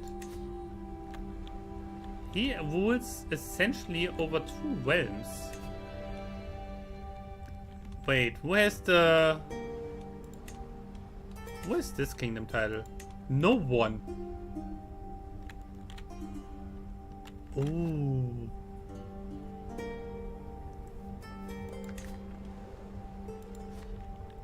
Okay. Okay, yeah, yeah. Maybe we can tear this apart. It depends what his succession law is.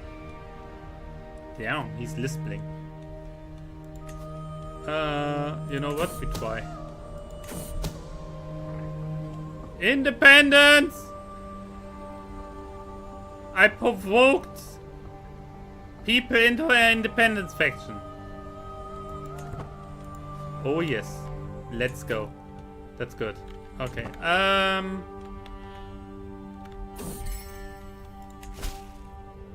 Nice. Definitely. Who has a lot of money?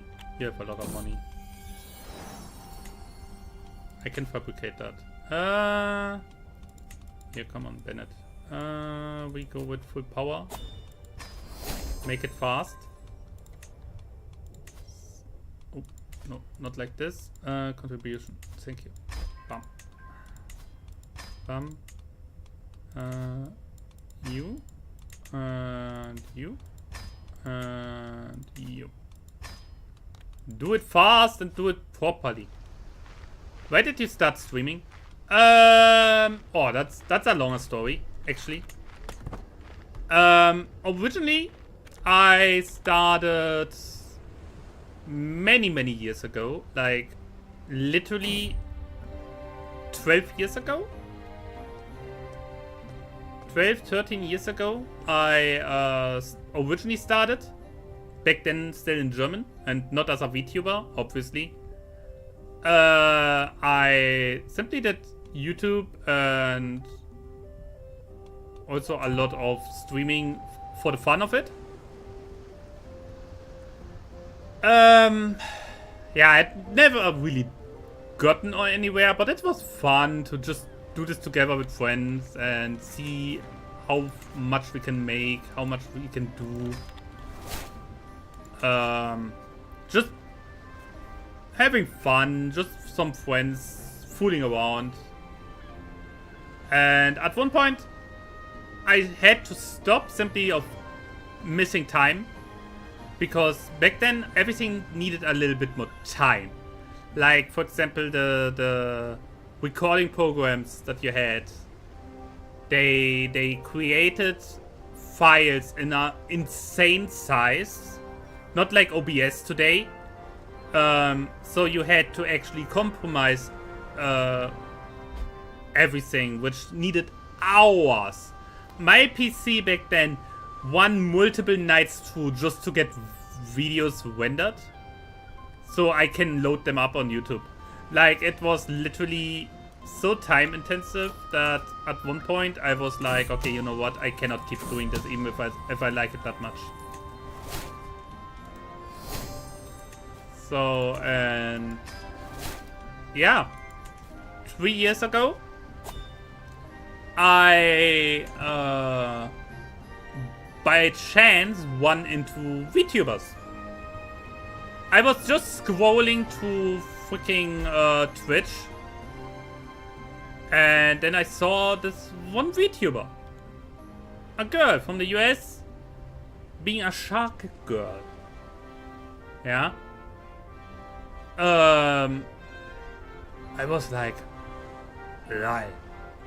An actual streaming anime figure. What? And I kept watching and I really enjoyed it. And after a while, I really felt like this need, oh, I want to stream again. I want to do this again as well. Like, it felt so good back then, and I have the time now. Science, no job. A lot of time.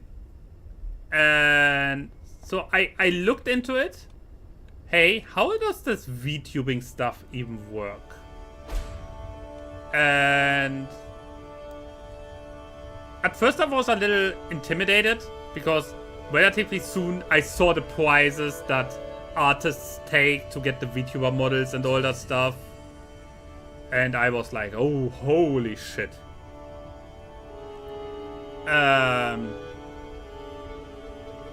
But then I found like VTube Studio and was like, hey, wait a minute, I can do this myself? I can do my own model for free?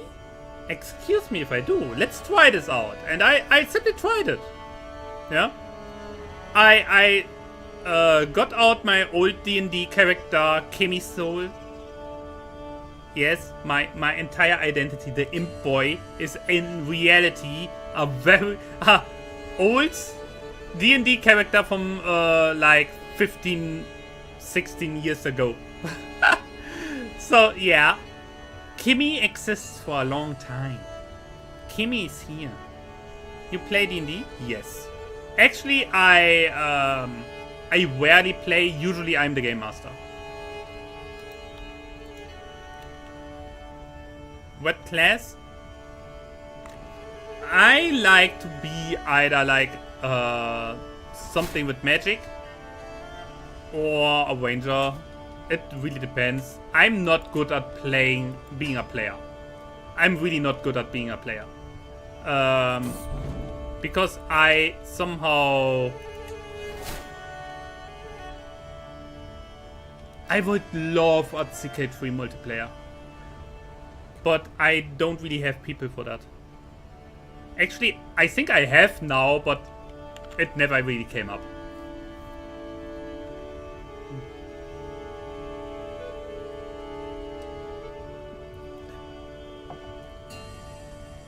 Good DM, I play with friends, but we rarely play.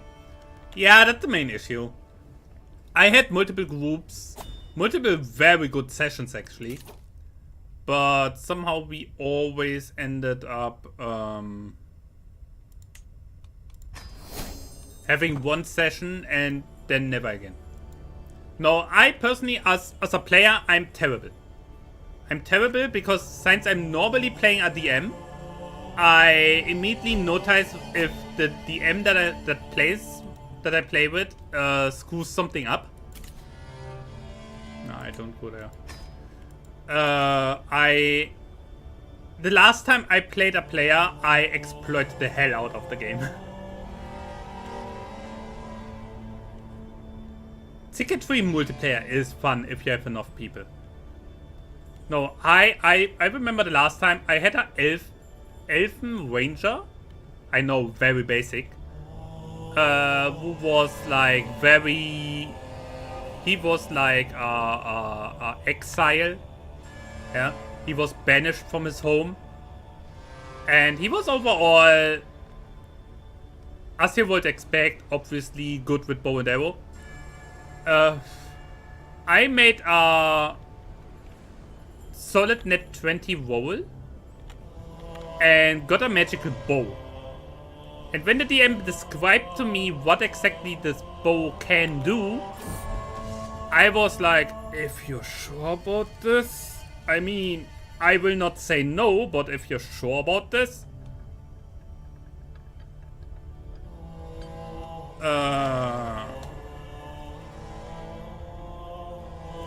and yeah, then we came to the point of the final boss of the one, which was a massive drider in a dark cave surrounded with even more big spiders that followed her command.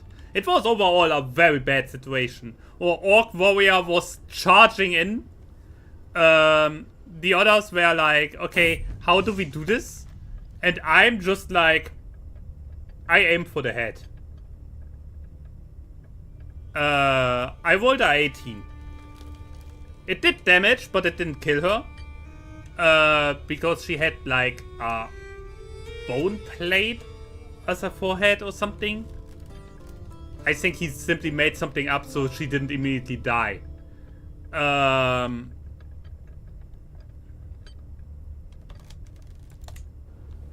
like then the next round it was my part. I was like, okay, head not working.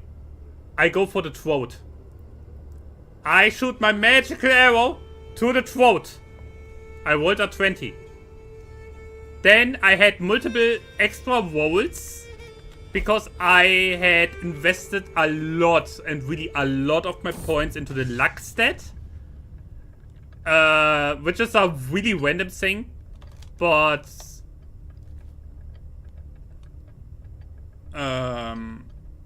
yeah, what can I say?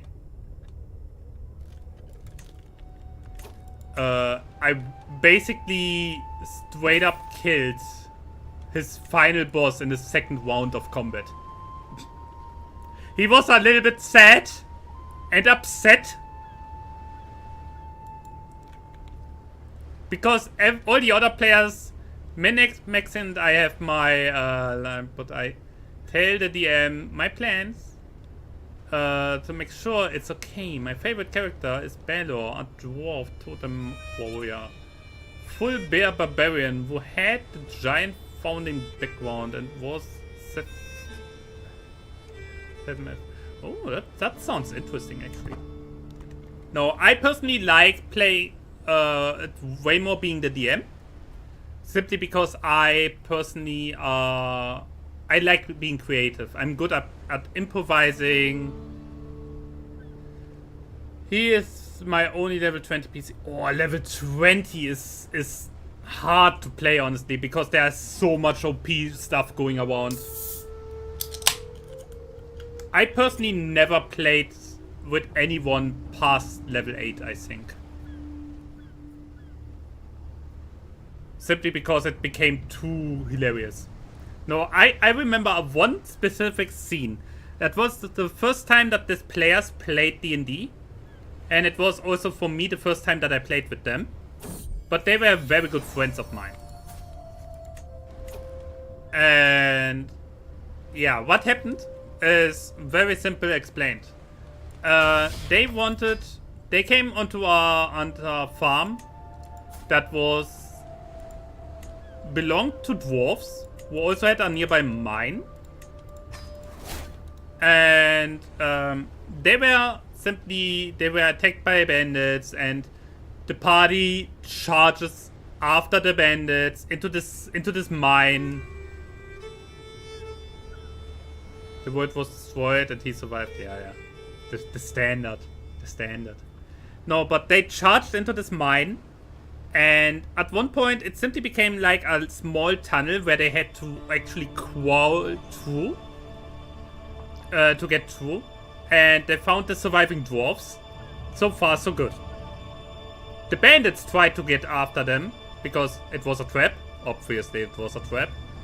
And they had the brilliant idea, hey, we stand left and right from that hole. And the moment they try to come out, we simply smash down our weapons onto their heads. It is a solid idea, actually smart. I also have to say, it was an elf. A elfen bard. A dwarven warrior slash blacksmith. And a goblin. A very scared goblin thief. Yeah? Who is basically scared of everything and hides immediately the moment danger comes around. And the thing is, they managed to roll multiple times so well that the entire attack of the bandits was destroyed. They were so fucking cocky. They were so true, and even to the extent that they complained it was too easy.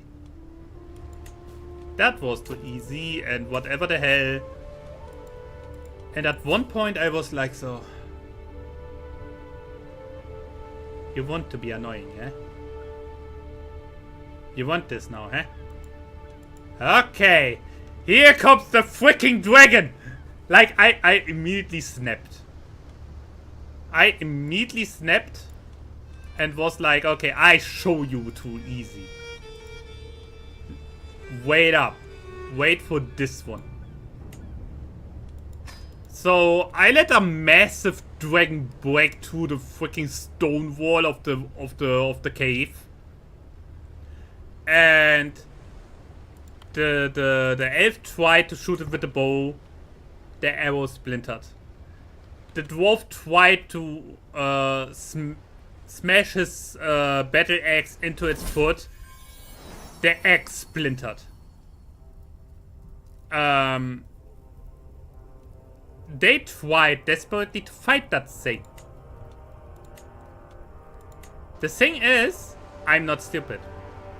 The dragon was mad, yes, but not at them. All the dragon wanted was basically the transition to the next.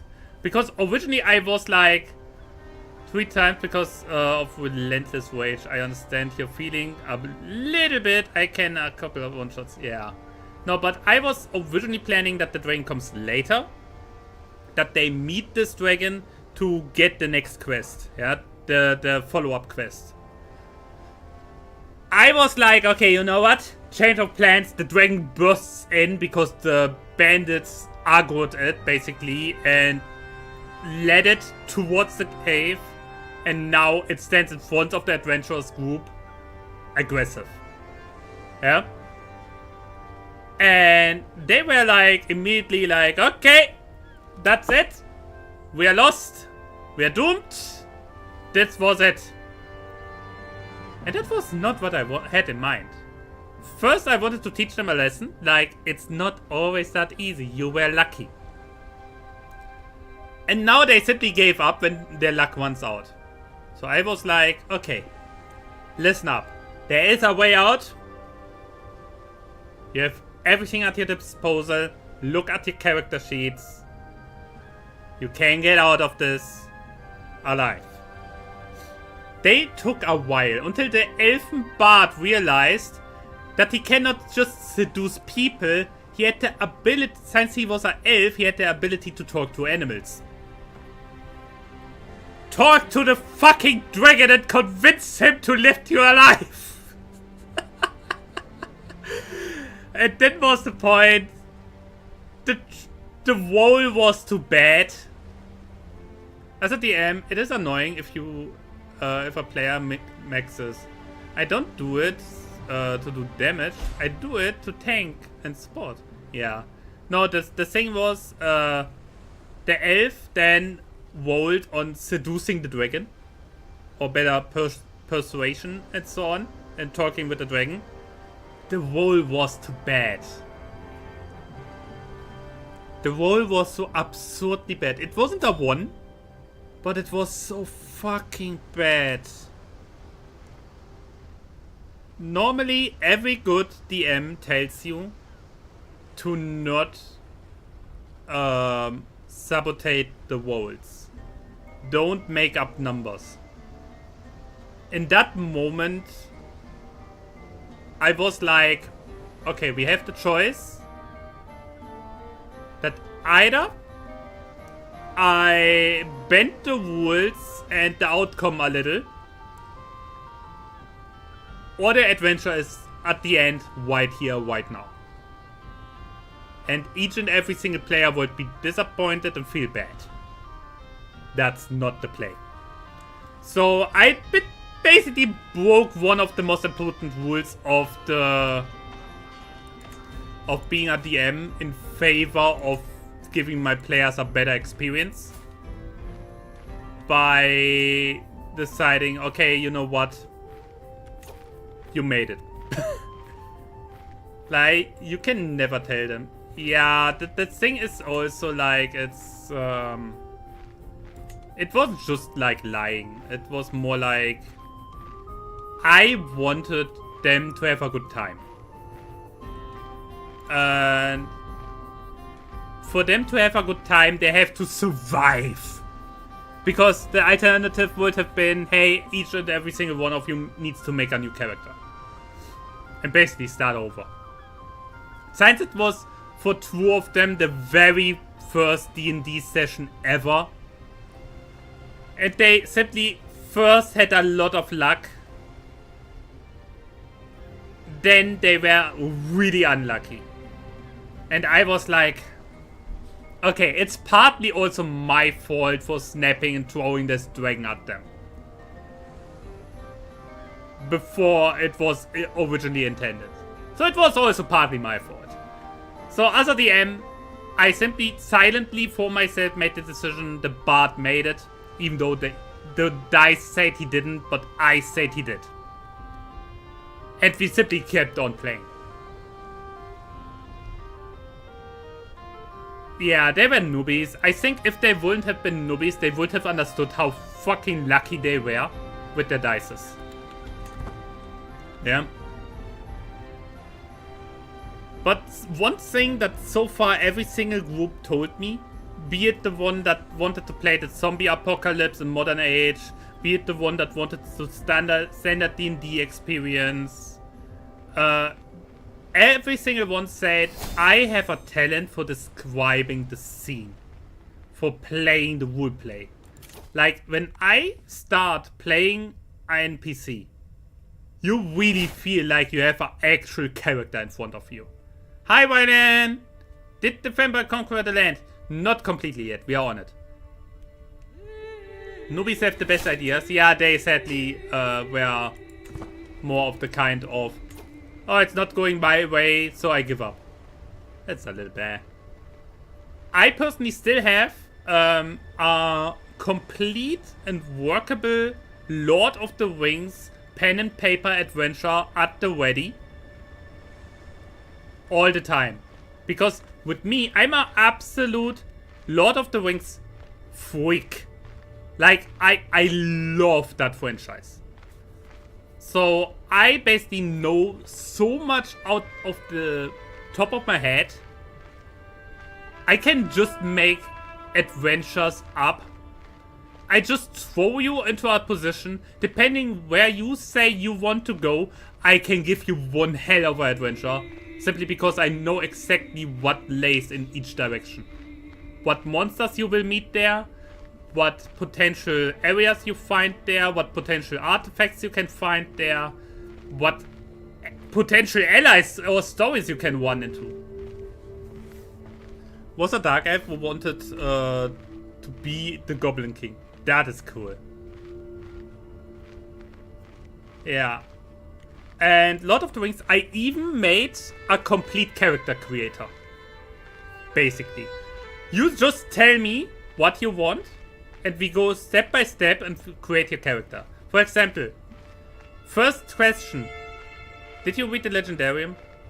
The Legendarium? I read the entire Silmarillion. I read everything, even the extended letters. You want to talk about Numenor? Beleriand? The Great War against Morgoth? And the fall of Autumno? Come on! Come on! Try me! No, obviously the most heavy part is on the main part in the Third Age. Because this is where the movies and the book was, and we meet a lot of characters and world building. But I read everything. Also a lot of the fan fictions, like the Crusader Kings 3 mod for Lord of the Rings. Where you basically, if you zoom out, that imagine this here is Middle Earth, and then you go all the way down here and up there and whatever what they did there. Yeah. I also played that. I really liked it, that they gave the world basically a little bit more feel, even though it's nothing official. Definitely better than Rings of Power. Freaking garbage.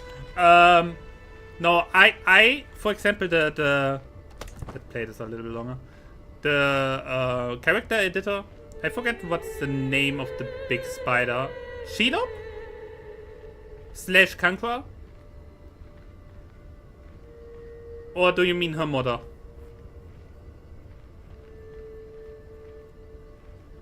Like this godlike evil thing. Yeah. What was her name? Ungoliant.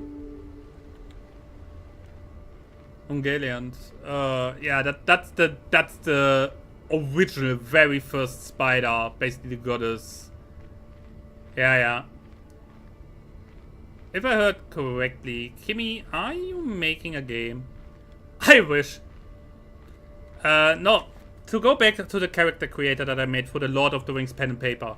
You tell me if you want to play good or evil. That is something the entire party have to decide with each other, because obviously since good and evil are so clearly depicted in Lord of the Rings, you cannot mix. Yeah? So the party as one needs to decide, do they want to play good or evil? Let's say you play good. Then I ask you, good, which ways? Human, elf, dwarf, hobbit. That are the 4 main ones. Yeah. Yes, there are other ones, but we don't really go too deep into that. There is a D&D movie actually. Then, for example, you say like elf.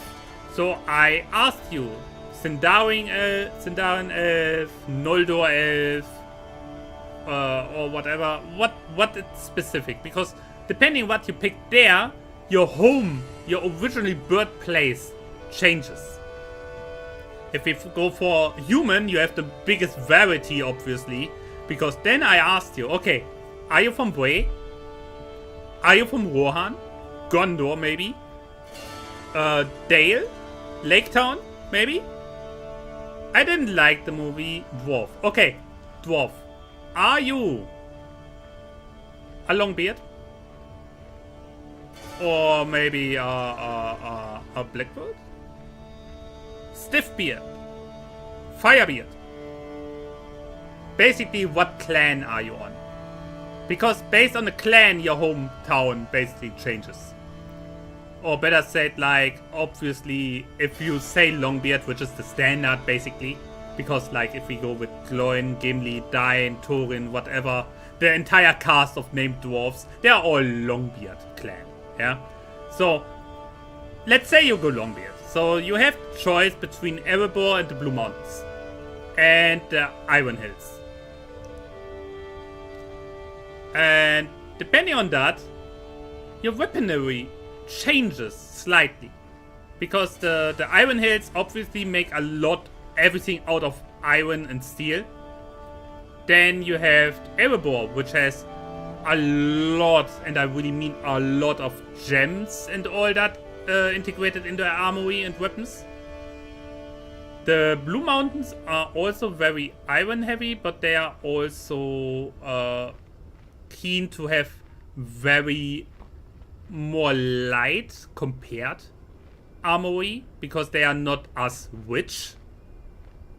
Yeah. So it would be, for example, the Blue Mountains are very close to the hobbits and to the elves, so you're way more keen to not be like as hostile towards the elves, maybe.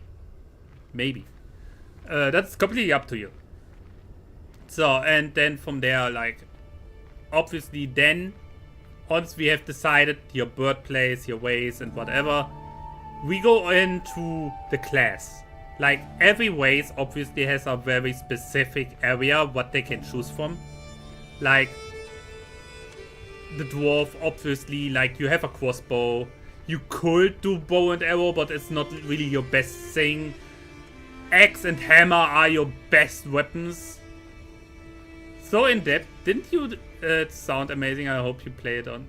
I really hope so. So far, I still need the players. If you go with elf, you also go like either bow and arrow or a sword.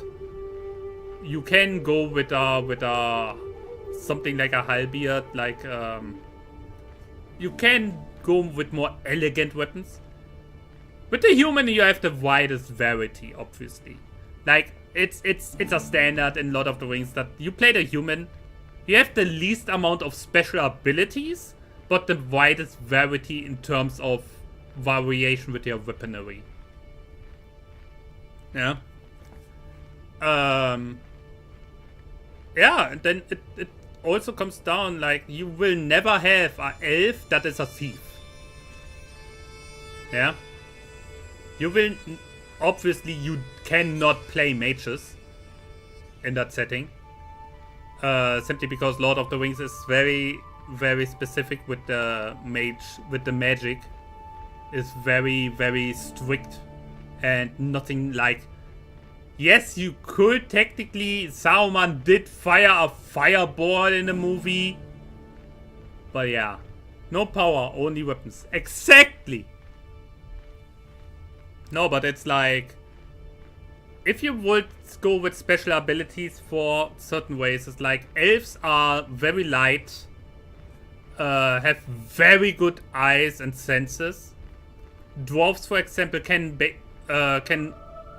see better in the dark. Are very tanky. Like, they are slower in terms of running. But they, for example, have more strength in their arms. Yeah. Hobbits also very sneaky. Very sneaky. Very good with also, for example, cooking. Like the standard stuff. If you go with human, even there you can go like single abilities. Yeah, magic weapons are something very different, actually. Magic weapons are an actual thing in Tolkien's world, in Lord of the Rings. No, humans, you could say, like, okay, if you're from Gondor, you're more trained in heavy armor, for example. Like, you're way more likely to be able to tank something than, let's say, someone from Rohan, who is more trained to actually ride a horse. Rohan has skills that a human from Gondor cannot have. Like shooting with bow and arrow while still riding a horse. Yeah? That is, for example, something. In return, Gondor has like longbows. Even though these are not like as good as, for example, the ones from Dale. If you go with Dale and the Lake Town, Nosgord, then you have like this black longbows that are absolutely insane in terms of firepower.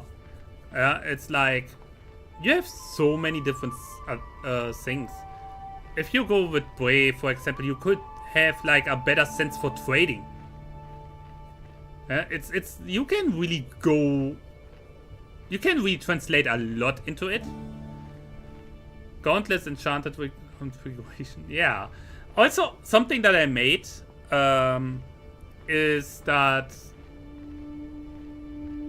I have multiple maps, mostly taken from Lord of the Rings online game, from the MMO. The maps, so you have like kinda a layout when you have like, let's say you buy a map in the local store. Then I can give you an actual map of the area that you bought the map for. And then you can sit there with the group and be like, hey, you see this on the map? Let's explore there. And then I let you lead you there and let's see what happens. Also, I have like sorted out like specific the designs of the weapons, like an old Minoan sword, or you find like a Ukai cleaver or something. That you have an actual depiction of it. Actual artifacts that really exist in the world. I have everything prepared. In masses. Do you have a group to play with? Not anymore. The last group I had fell apart simply because people had no time anymore. One was simply not interested anymore. Because he was like, I don't know, he was a little stranger to begin with.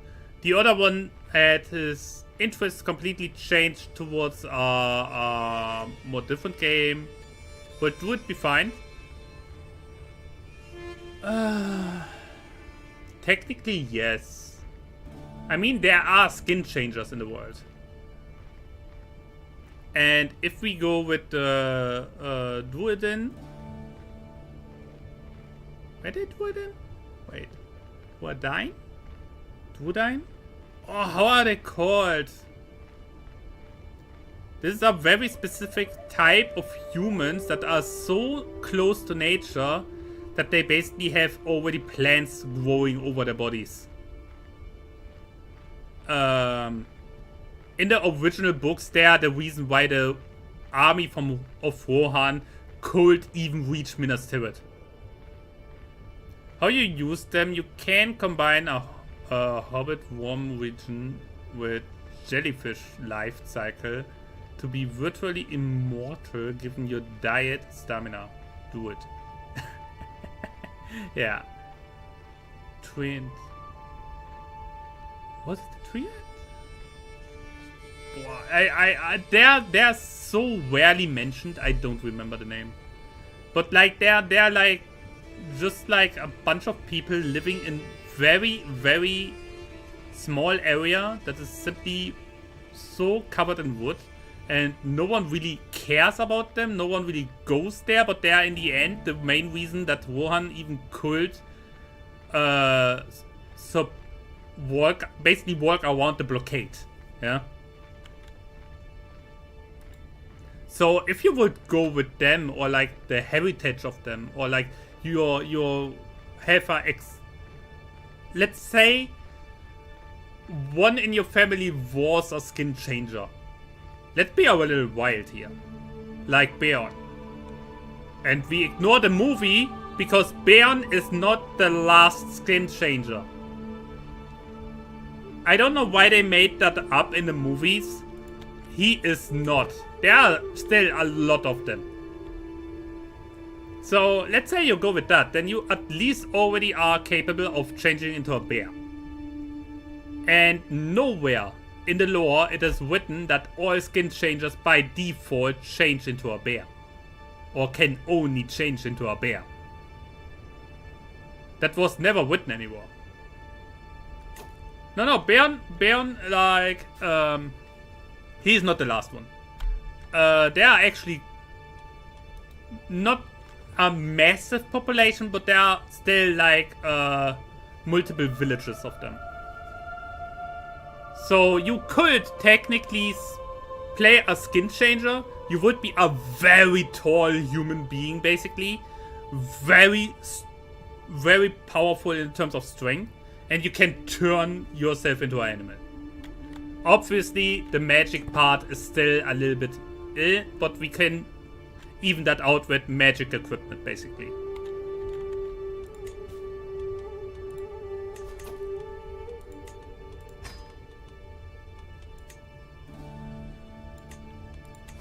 So yeah, that's something.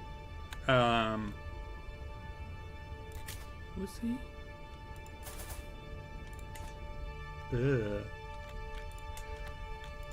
No, I don't go up there. So yeah, that's like I spent I guess it's noticeable. I spent a lot of time preparing that. So okay, one last time. Did he do his allies?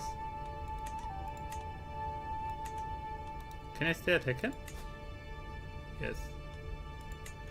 We take the last bit of his land. I don't give a damn. We take it all.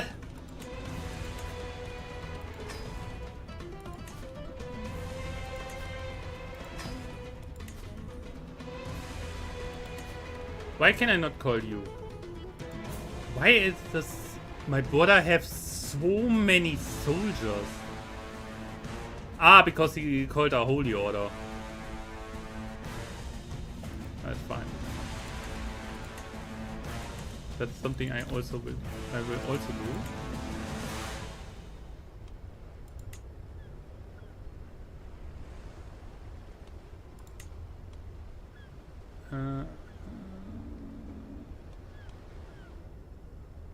Hire you guys.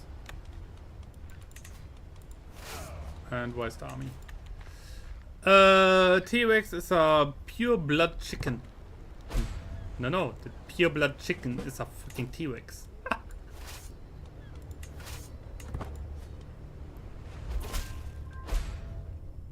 What do I do for work? Currently nothing. Still looking for work.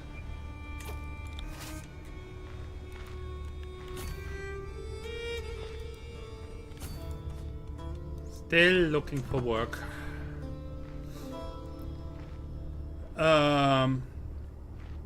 But yeah, I'm currently applying for a job for home office because of my health. I cannot really do much else.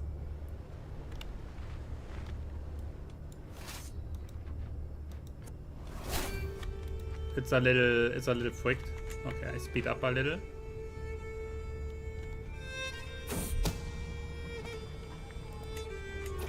So, how many do we have? They only have 2,000? What? What are they doing? Yeah, it happens. Honestly, it's not much I can do about it.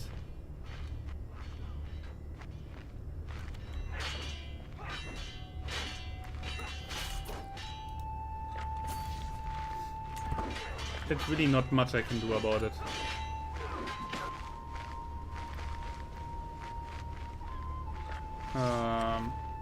I just try my best, honestly. I really have to see that I get a... Are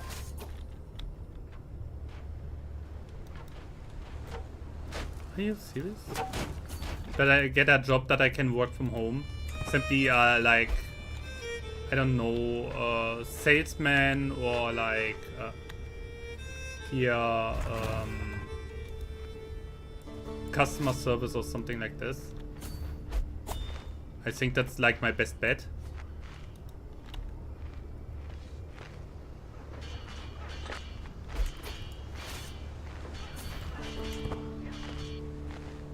Because everything else I kinda suck with.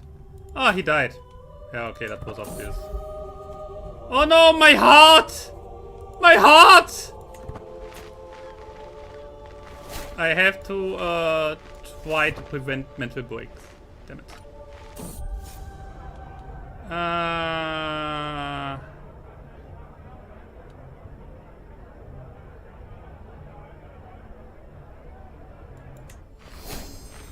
Let off some steam. Okay. Whatever, guys. Whatever.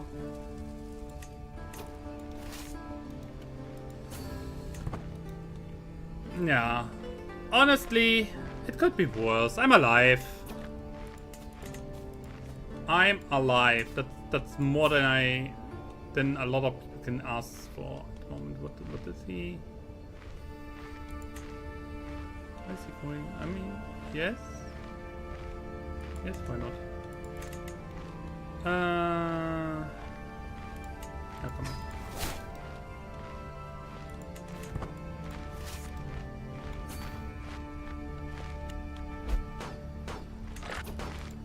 What is going on here? Is this Castilian Catholic uprising? Ooh. Hey, honestly, I take that. I take that. Sure they do. Means they lose more troops.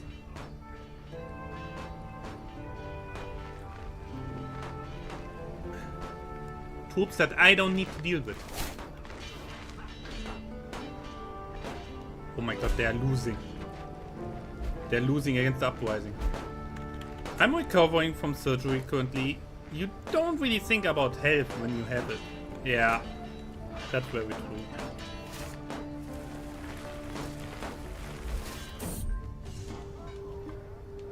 Invest into infrastructure.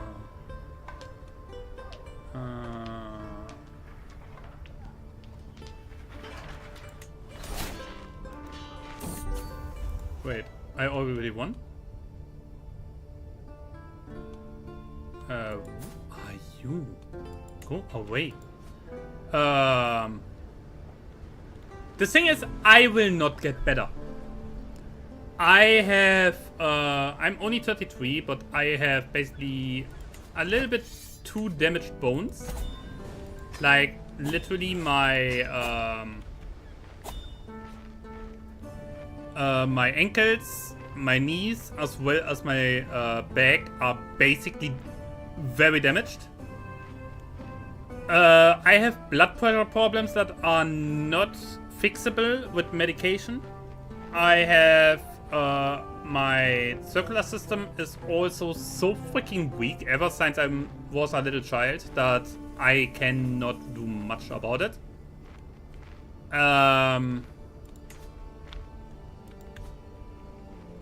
Yeah. What can I say?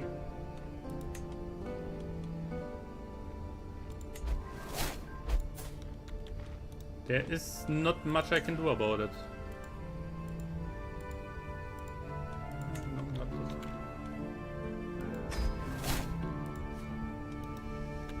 I just have to somehow make do with stuff. So, I don't need a holy order, but I can create this here. Thank you. And now I could create this once I have enough money. Nice. So you, I have no idea.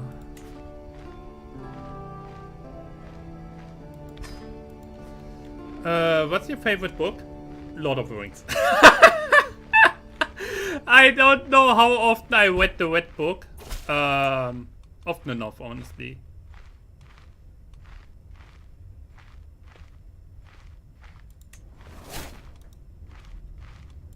I read it often enough, honestly. How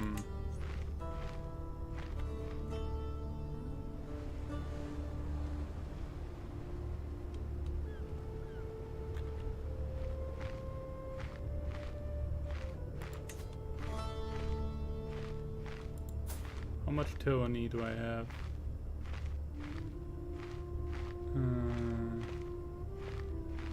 I mean, he's just a boy. Screw it.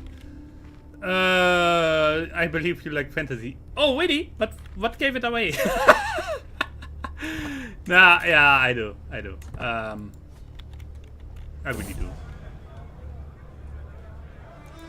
The thing is, with me, you will... Lancaster? Wait, what?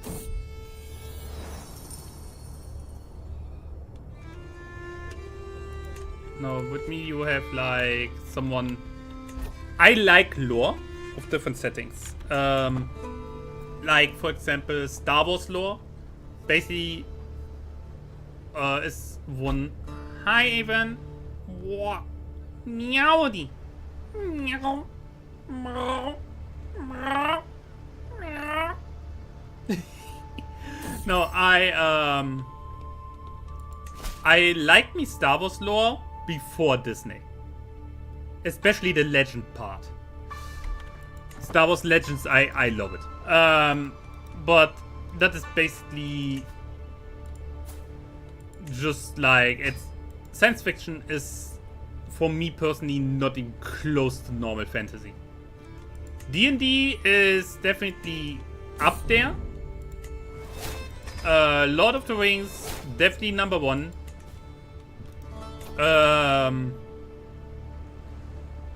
I went relatively big into Warhammer the last few years.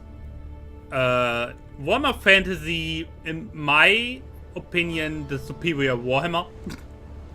Fight me. Change my mind. Will recommend you my favorite book series of all time. Books appearances of Justin. Nice. Yeah, a book series that I also really liked reading was Dwarfs. Yeah. Dwarfs. Just Dwarfs. How was he?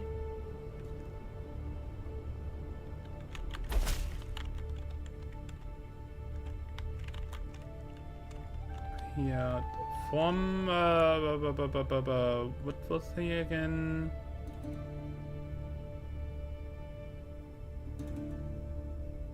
Yeah, it's just the dwarfs. Yeah, it's a very good story. It doesn't hold punches.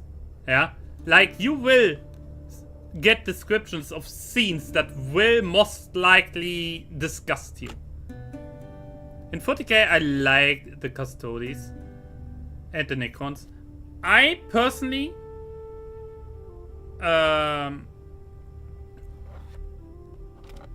don't know.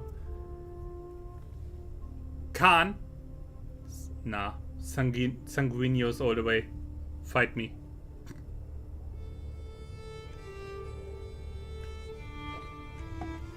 Fight me. What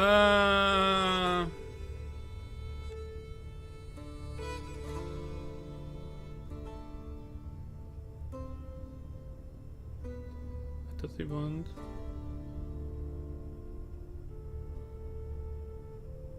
Console voice muted, yeah. Remember, one day I went to middle school and drank maybe 13 to 14 Mountain Dews. Ouch! Sanguinius, I mean, his death is like inevitable. If they would ever bring him back, it would win a lot. Because that he died caused in the end the Imperium to become what it is. Yeah. He needed to die for the setting to even become what it is. He's my secret favorite than Vulcan. Vulcan is great. You cannot convince me otherwise. Vulcan is a great character, especially since he's so different. With his more human nature, with his very caring and kind nature for the normal people, which the Salamanders do in general, they simply... that alone already makes them so unique in 40k that, yeah. No, but I think Sanguinius, if you listen, especially the voiced version where a fan voiced it, basically held the speech playing Sanguinius. The speech at the Infinity Gate. His last speech before his death.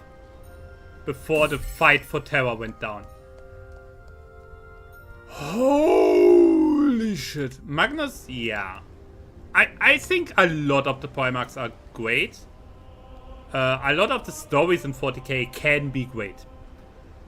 I lost my shit when I for the first time heard the story of Kadia. Yeah? But I simply feel like a lot of the times 40k loses me simply because of its scale. Like, yeah, we throw a million people into that direction and they die. Why? Because we need something to hold the line. Yeah? It's like... It's too much. Yeah, we exterminate this planet because we feel like it. It doesn't really have an effect at all. Meanwhile, in Warhammer Fantasy, yeah, we are losing this army. That would be the end. We cannot lose this. Yeah, the city is under siege. If they lose this, the Empire falls. We must hold. Like, the stakes are higher. You know what I mean?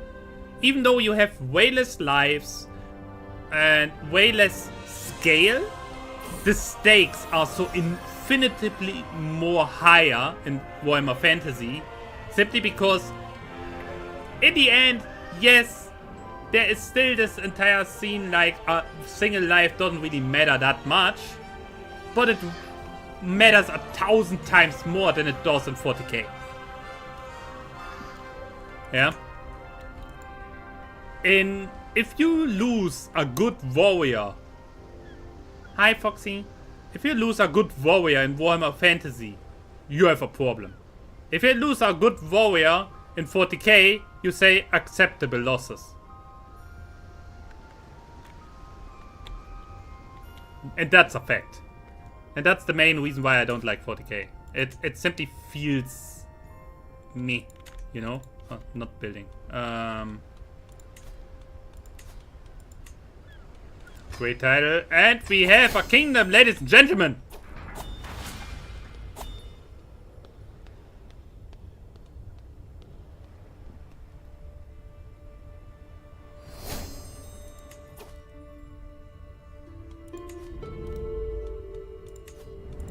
Easy like this, finally. Do you watch anime? Which one? I only watch very select few. And not even that many. I used to watch a lot of mainstream anime, like One Piece, Naruto, and so on when I was younger. I watched Hellsing Ultimate, I watched Reincarnated as a Slime, I watched One Punch Man, I watched Attack on Titan, like a lot of things. But I don't do as much anymore ever since anime became like, hey, have this streaming service, and oh, you want to watch this one now? Now you need a different streaming service. And by the way, everything costs way too much money. Fuck you all. Your character, that looks so funny. What? Yeah. No, I don't know. I used to watch more. But I like anime. I can't say that much. I really like it. I mean, the one in the left corner, not the right. Him? Yeah. He's missing a crown.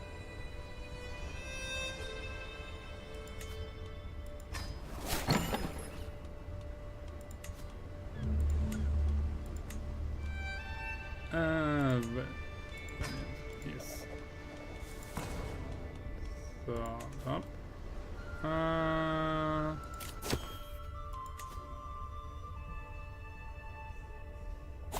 Metalsmith inspiration. Forged crown. Nice. Oh. What do you want? What do you want? I mean, a crown on top of that would not make it better. I know! Oh god, what? Only death can cleanse a crown. Wait, what? Oh!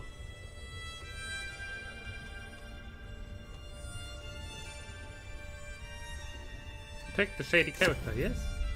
My daughter. Fuck you. When Sanguinius died, it was kind of like when Whitbird died. They died with so much hour? Yes. How did he say? I don't know when or where or how I died. Just that I feel fate's breath in the back of my neck. If I am to die, I choose this death. Yeah, like there are so many quotes from this guy, it's insane.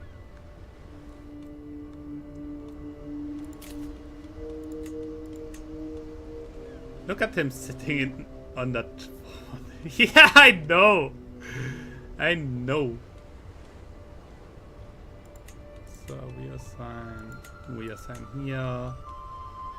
We assign you here and you here. Don't worry about this thing. This is just for like taking care of vessels that I don't want to deal with.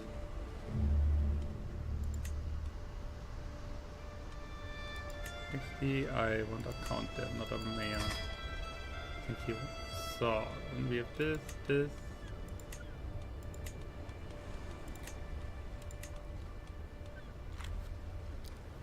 Both moving like sun. So, for real? Yeah. No, if we go with. Yeah, I don't know. There are a lot of characters in 40k where I say like, yeah, they're great in their own way. I do not care too much about 40k, honestly. Because in the end, 40k is 40k. It is a pure madness, if you ask me.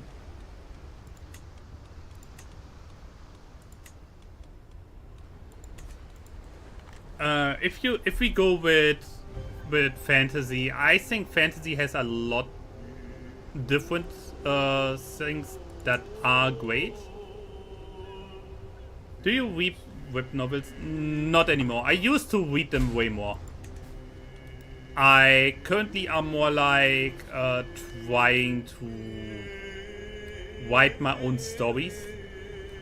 I'm a little bit stuck in my creative process, but I currently are still building my very own fantasy world with very own lore and everything.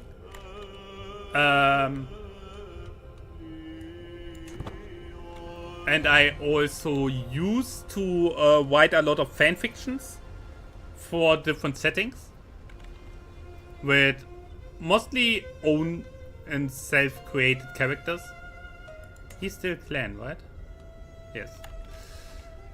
So yeah, I used to have a little bit more to do, but I don't know. Lately my sleeping problems also are a big issue with me not getting anything done.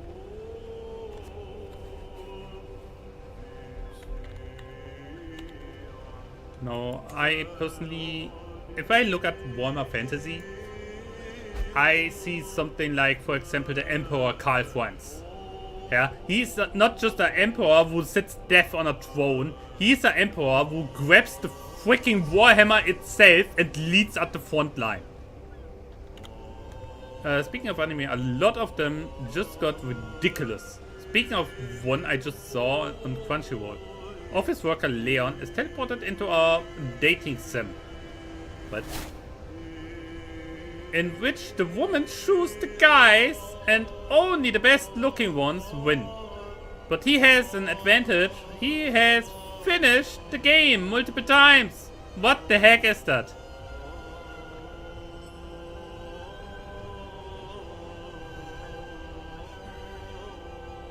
It hurts. It hurts. No, that's the point why I don't watch it. I watched that one time. I got reincarnated as a washing machine. Yeah. Thank you. I also don't get like this animes or mangas that have like a title that, number one, basically spoils the entire plot.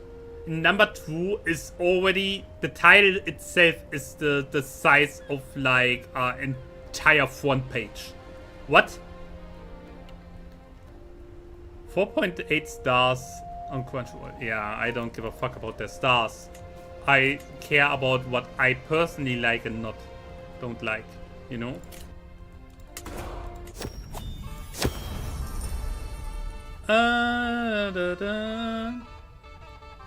No, honestly, I think the whole isekai part is a little bit over at this point.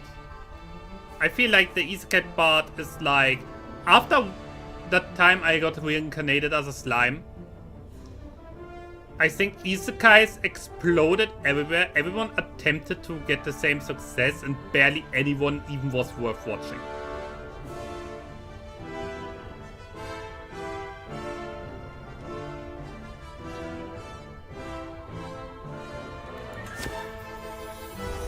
What web novels have you read? Oh, I don't even remember them all. There are some random ones that I found online. Trapped in Atlantism. The world of Otome games is a tough for mobs. The title. How long should it be? Yes. Slop Isekai. Yeah, it's so bad. I always to go myself.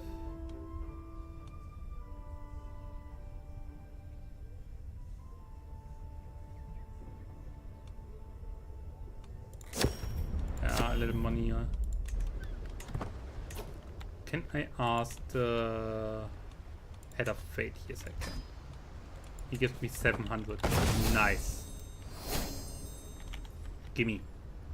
Gimme! Bob! Wonderful, thank you. So, okay. Found a holy order, established the ivory carving sense, blah. If you want gems, I know a couple. I watched over 100 isekai. Nah, it's fine. It's fine. I as said, I'm not the biggest anime watcher anymore. I used to watch them way more often, but it's not happening that often anymore. So we have this finished. Him. Oh my god! We are getting somewhere with him. Look at this. We doubled and more than doubled the size of our area, and we even have a kingdom title now. How wonderful is this? Now we have Dynasty of Many Crowns. We need 10 kingdoms. Iberia has exactly 10 kingdoms. If we own the entire thing, we can finish this. Actually, I think it's even better than most other things here. If we look at it, like the amount of kingdoms. We have so many smaller kingdoms here that this is like perfect. Nah, I personally think I spend my time rather with other things. Like for example my own fantasy world. I really have to keep building it. I got stuck after I decided on the races that involved this, and even got like antagonist going already. But I really have to get like more stuff done. So he is 63. He has a weak heart, but it's fine. He's otherwise okay. So what's with my daughter?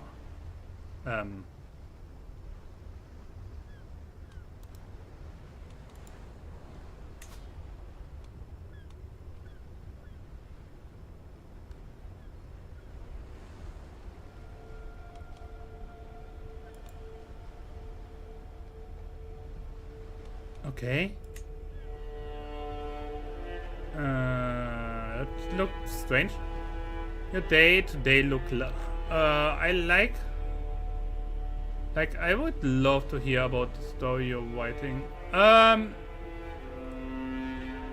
the thing is, the story I wrote, it's not even a story yet. It's just a world.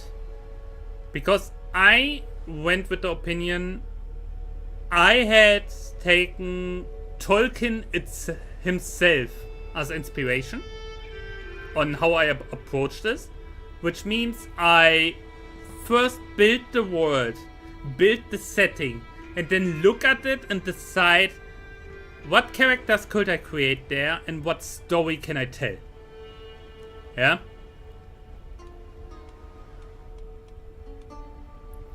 So currently it is imagine fantasy apocalypse, like the aftermath. That's a challenge. It is, but I think I'm relatively close. I got the different races. I got the ancient history. What went down? Why is the landscape like it is? Why are the races split up the way they are? Why do they even exist? Yeah. Why do the evil races exist? What are the relationships between the different races? I have this also already worked out. I have at least some of the cultures already worked out. Some I have 3 cities, basically cities, already constructed and written down. I have a complete magic system. I said, the relationships between the races and the different factions. What is missing is a proper layout of the land, like a actual map. And then a religious factor. The economy is not even there. Like, for example, I have this massive city, but how the fuck does it even survive? It needs food, it needs resources, it needs everything. Do you plan to make a book? I wanted to. I have it in the back of my mind to actually write a proper story about the moment I have this world finished. Or at least far enough.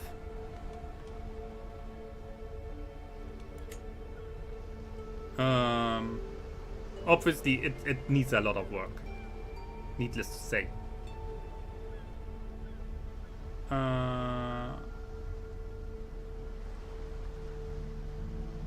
Indian, Arabic, Berber, Iranian, Iberian.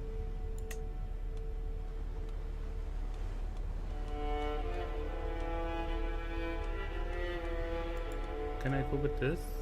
Save and exit. Does she have a... Now she has something on again. I don't know. That bugged out earlier. No, for example, I have the whole thing is that in ancient history in my fantasy world, there was this race of beings that are gone now that used actual magic, like you know it from D&D or stuff like this, like actual just I cast fireball, yeah. Income 1 on natural resources in the surroundings, like a mine of fertile land. Yeah, the thing is, for example, gold is very rare. Because gold gets only mined by the dwarves, who hold a really tight grip onto it. Because gold is the only material in my world that suppresses magic. So gold can get traded, but it's not like you make coins out of it. Because it's worth so much more than coins ever could be. Yeah. Now I have, for example, this ancient race that originally enslaved every other humanoid race before they even could evolve to the point of having a civilization. And they could use magic simply by wielding it, by pure willpower.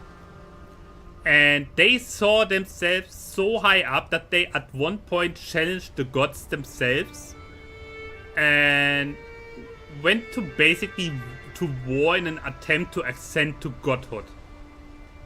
Needless to say, in a world where gods are actual real, that is a stupid idea. So the apocalypse happened. The war tore apart the lands, so I can go a little bit wild with landscape that don't really make 100% sense because it was torn apart and pushed back together. It was simply wildfire everywhere. And yeah, the survivors were obviously the races that didn't fought. That didn't went all out but fled. Yeah. Which are humans, orcs, elves, dwarves, and a few others. And for example, I came up with a reasoning why there are like anthropomorphic beings.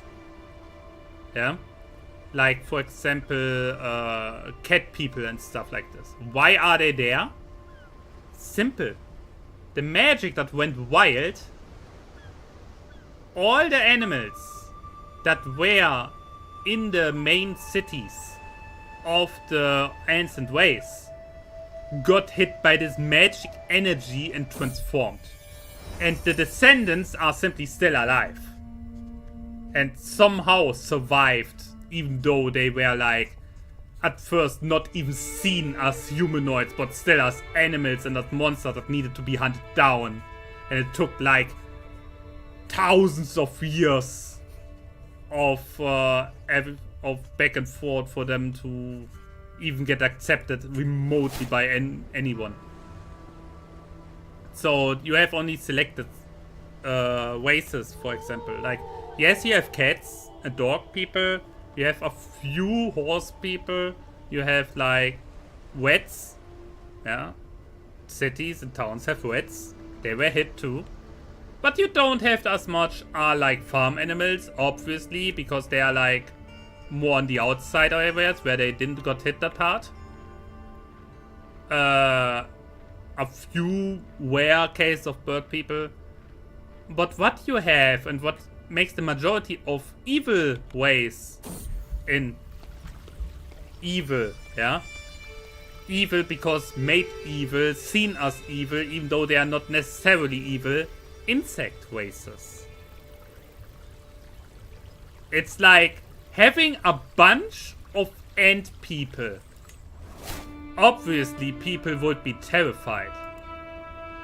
Bird people would be OP. Yes, that's why I say there are only a few rare ones. Very rare. No, but like, imagine like you have an army of ant people led by a giant spider person. Now tell me, humans wouldn't antagonize them as evil by default.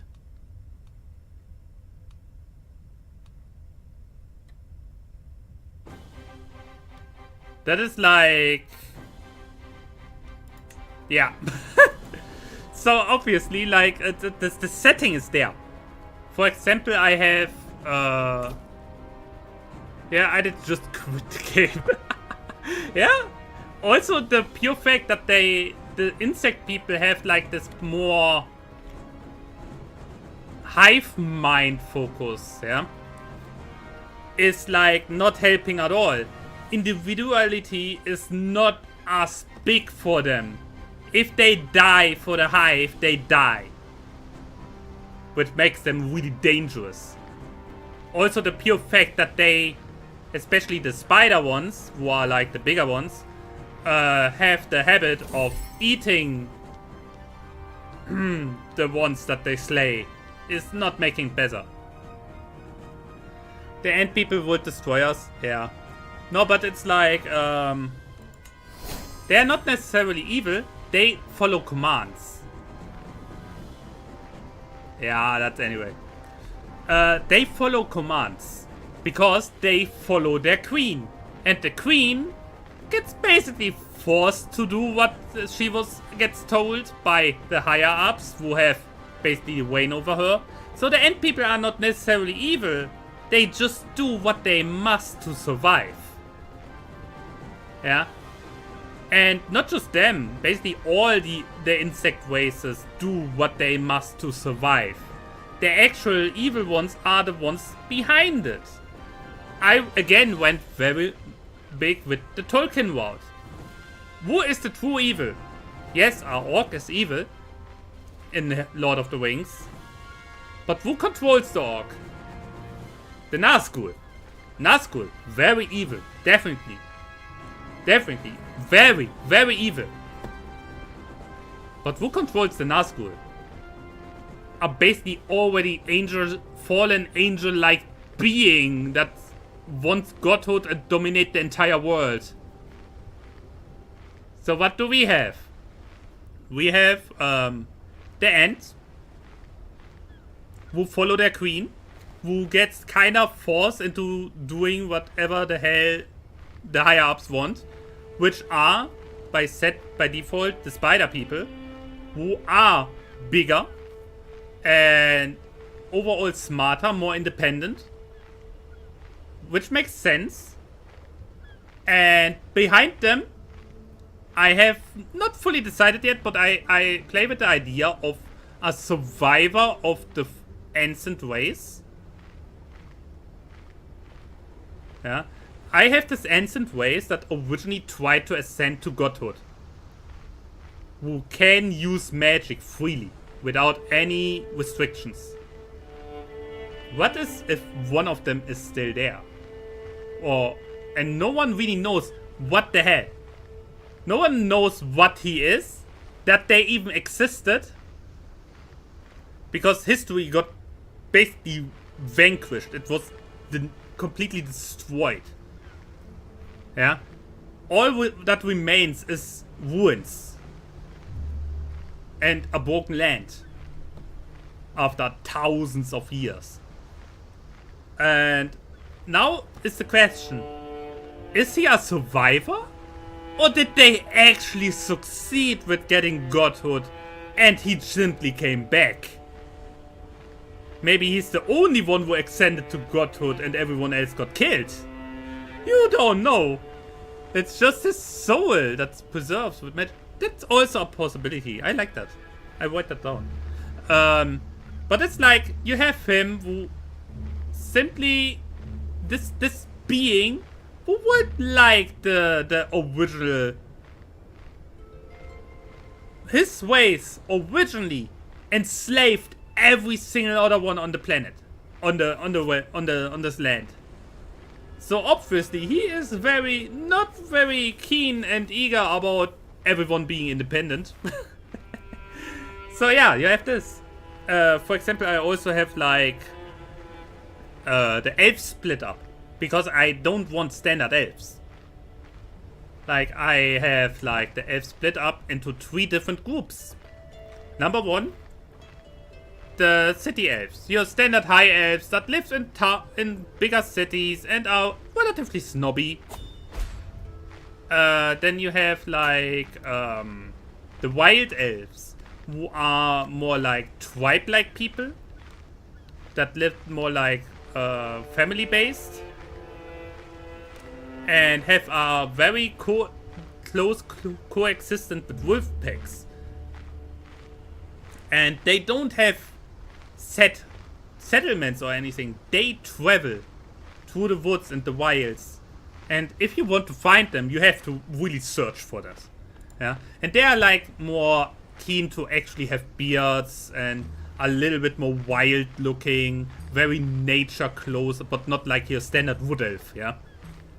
And then you have the stone/star elves, who have a very grayish, nearly like stone looking skin, who live on the mountain tops, and their entire culture and religion comes down to basically going for the stars. Hippies? Nah, not hippies. They will hunt you. They live with wolf packs. They will hunt. If you get into their area and they don't like you, they hunt you down.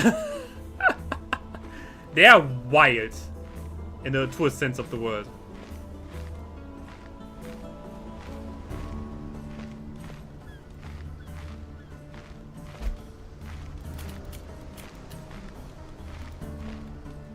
No, the ones on the mountaintops are like very religious, and they basically pray to the stars, thinking like the stars are actual gods that they have to ascend to, and they are very intrigued by all the old ruins who have like this gravitation magic still going on even after thousands of years. And I simply like to have, you can recognize them, but they are still feeling different from what the standard like D&D stuff is also. Like the dwarves, for example, have such a big panic of magic burned into their very beings that they build their entire cities out of gold, which prevents the use of magic in their cities. And even their armors are covered with layers of gold above the actual armor to basically block magic. And they are very, very actually very hostile to everyone who is not straight up a trading partner. Yeah, it's overall very different. Also the magic system itself. No one knows how to use magic. Not anymore. It is lost knowledge. The only thing they know is that they're scattered to the land. Are there, how many dwarves are there? Enough. Monsters I still have to come up with a little bit. So far, as said, I only really have the races, not really actual monsters. Give me a moment. This here I still need to... no, where was I? Ah, yeah, the magic system. Because of the war with the gods in ancient times, the amount of magic that got free scarred and tore apart the land. Of having variants of humans like Walkman. I don't know about Walkman, but I wanted different variants of humans. I still work on that one. Because humans are like... How unique can you really make them without letting them stop being humans, you know? No, but like the magic system is simply based on crystals. Because the wild magic that scarred and tore apart the land over thousands of years simply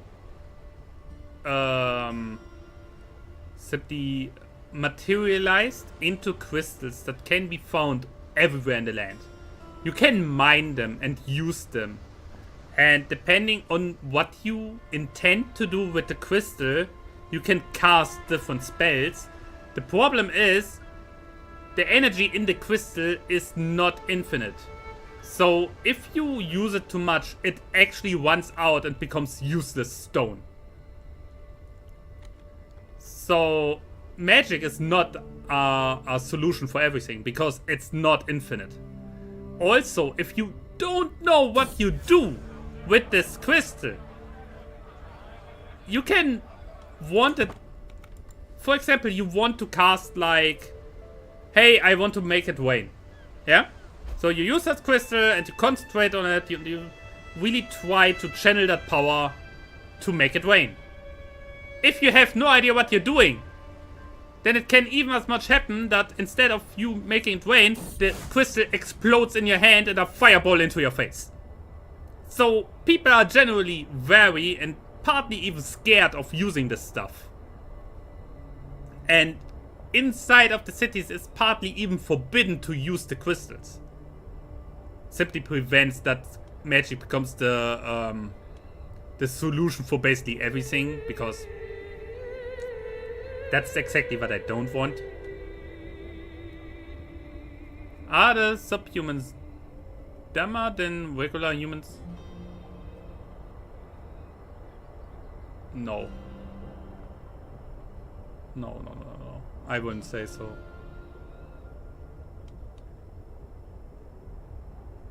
I personally would say like everyone has like a very unique features, and since the different factions are so entirely different, they were at the start, a lot of them were not even that friendly to each other. Yeah, like for example orcs, they look pretty much different, so obviously they were also like not liked that much, more avoided, so they have a very own society.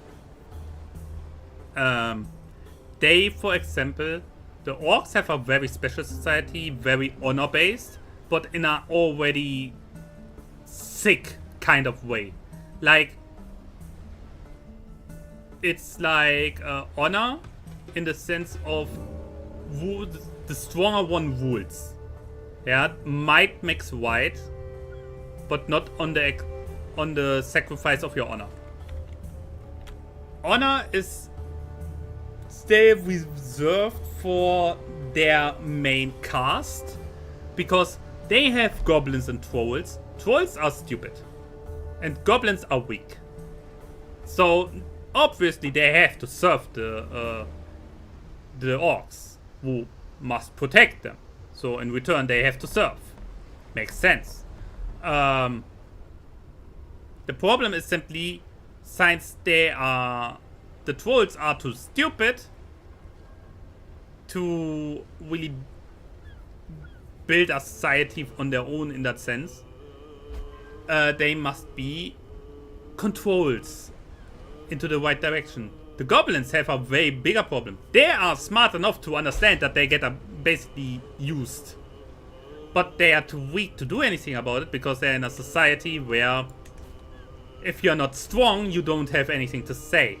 The weaker you are, the lower you are in the social hierarchy.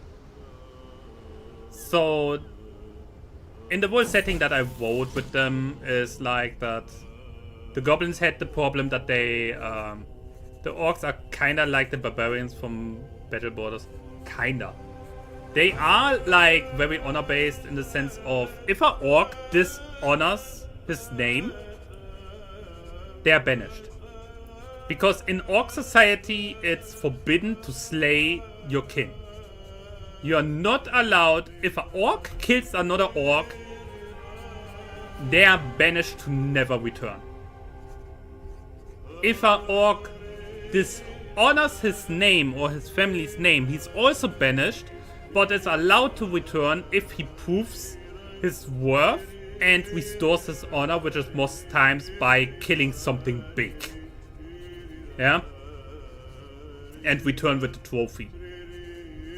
Or die trying. Yeah? Going out and die trying to restore your honor also restores the honor of your family.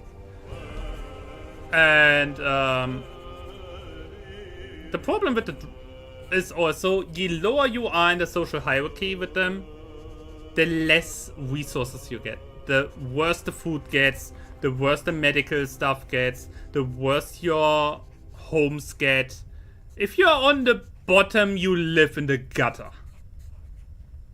Each culture has a strong values, yes. Yes. It really depends, of course. Like, you have, for example, the dwarves who see money as important, but even more important is like their security. You have, for example, the wild elves who loves their freedom and loves their nature and the wildlife, the thrill of the hunt. You have the orcs who are so obsessed with honor that it's already sickening.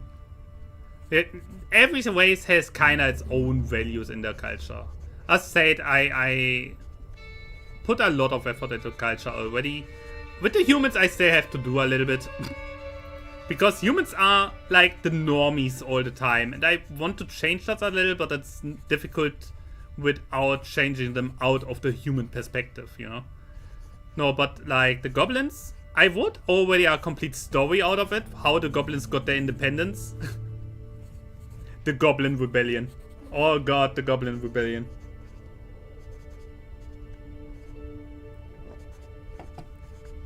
The whole thing is that the goblins simply at one point were so used up on the ground and in the dirt that they rose up against their orc superiors.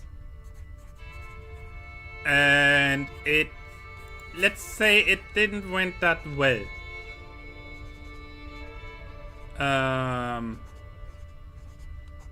It really didn't went that well. And what ended up happening was like a lot of goblins were slain and killed. But they fought. Mostly underground. Because in a straight up 1v1 they lose. In a straight up field battle they lose. So they went full on Vietnam mode guerrilla tactics. But they fought. And the fact that they, despite absolutely being outmatched, still kept going is something that in Orc society actually had some worth. So even though they didn't win, they still got their freedom. Because the Orcs respected the pure fact that they even rose up to begin with. But people I would suggest that they value freedom the most above our... Yeah, I come to the bird people and so on now.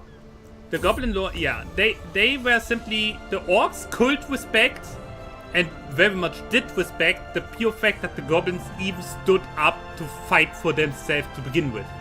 Because in their eyes, the goblins needed to get protected the entire time, which is the main reason why they are so low under them. Yeah, the fact that they stood up for themselves, that they decided to fight regardless of the odds, regardless of their chances, simply earned them their freedom. But at the same time, also the banishment, basically, because the goblins needed to leave.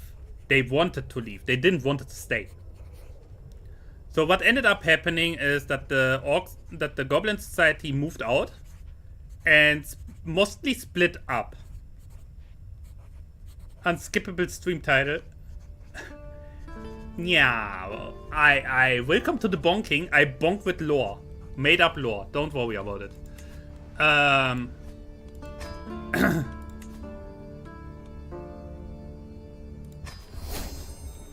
By the way, we have coronation next to it. Anyway, they simply moved out. They split up a little bit on the search for a new home. Basically multiple groups, mostly like multiple families or smaller clans sticking together and moving out. And now it goes really crazy. Because now we need... Before we end with where the goblins even end up, we need to go into the anthropomorphic animal people. Don't call them furries. They are way more animal-like than they are human-like. The thing is, they originally were not seen as intelligent beings by orcs, humans, and others. So they were hunted and seen as animals and treated as such.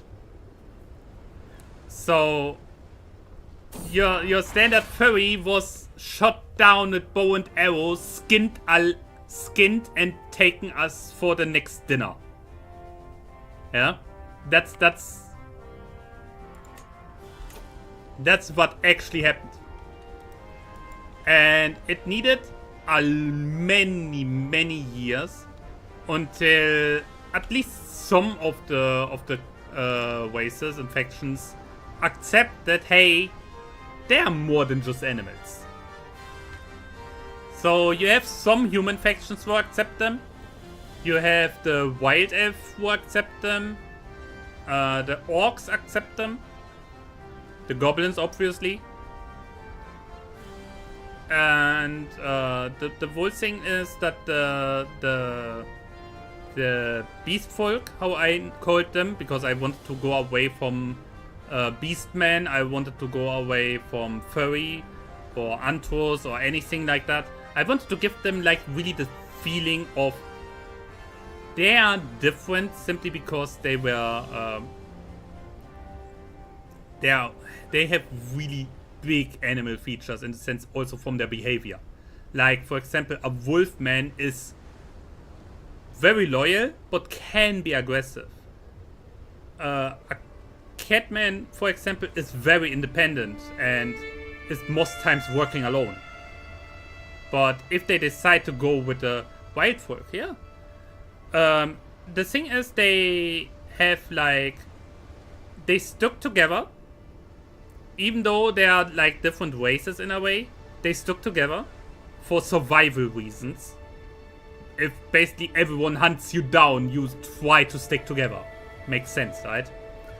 So, and what ended up happening is that they have multiple smaller villages. Most of them are very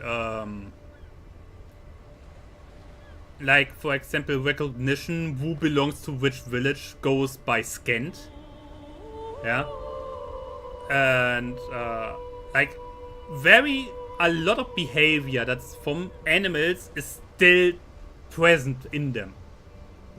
Yeah. So, obviously, bring people together. Yeah, exactly. And that's also something we come to in a moment also. They have multiple villages and so on. Some of them even living completely nomadic. It really depends. And their societies, and they are originally not one united race of one and the same beings, like humans, for example. They function a little different. They basically have democracy going for them. Where others have like kingdoms or something like the rule of the strong or the rule of the rich. This beast folk have, each village has like a council where different members of the different races sit in to really represent everyone. And this councils each has like the main representative that is in charge of the diplomacy between the different villages to communicate with the other ones. So you have basically one council for one village and then one council made out of the representative of the single villages to have like interaction with the other villages, and that is only the case in emergency situations. Normally the villages, apart from trade, they don't do much together. They all do kind of their own thing. Only when, like, for example, war goes on, or invasion, or giant forest fire, I don't know. Then comes the point where they actually meet to somehow discuss survival or the next steps, just so they can survive. So, and now comes the big part. Which animal that you find that's very similar to Celtic Druids? Yes. Which animal that you can find in medieval cities would you say would have it the worst in terms of strength and recognition if they would become human-like?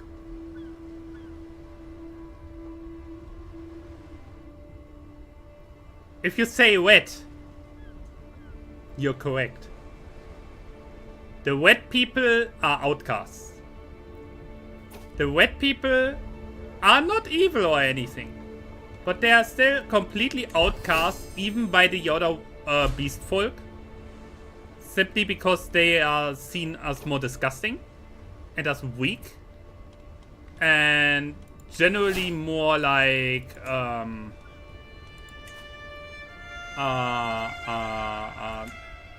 making it survival more difficult than it already is, you know?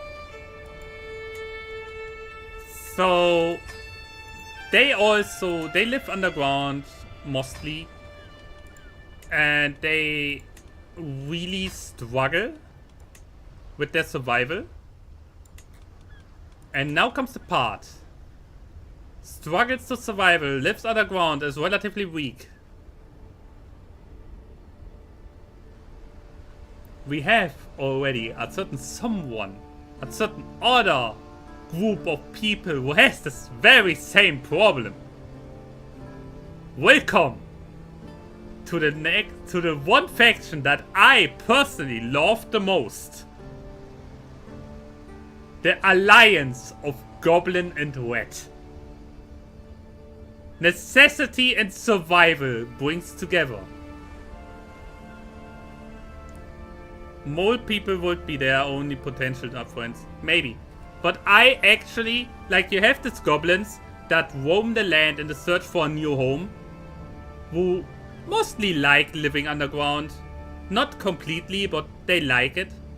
And you have these red people who are not even accepted by their own, basically, kin of beast folk, like, who also gets basically exposed to the world and somehow need to survive. Both physically weak, but large in numbers.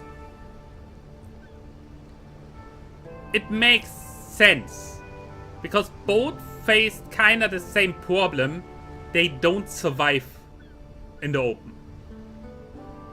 So I simply decided, hey, it would make sense if this two would end up, even if at the start slightly like rats, green gobbles, what are they? Why are they here? Why are they trying to occupy the same area as we are? They would both be shifty, yes, but in the end, if you think about it, they both face the very same problem, want to occupy more or less the same kind of area, which is like the semi underground living style, and face the same problem, that they are physically inferior to each and every single other race on this freaking world.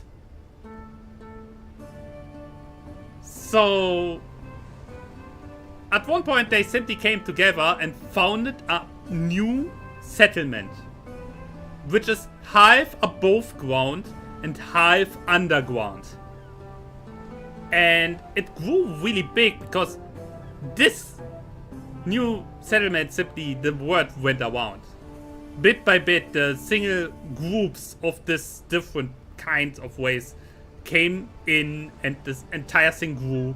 And you have this very unique combo of a society that also it has basically two rulers, the goblin ruler and the red ruler, and they try to really get something going, since they both come from absolute shitty environment, shitty treatment, and absolute terrible survival aspects for themselves and their people. They really try to somehow make the best of it. Obviously they have problems with trading.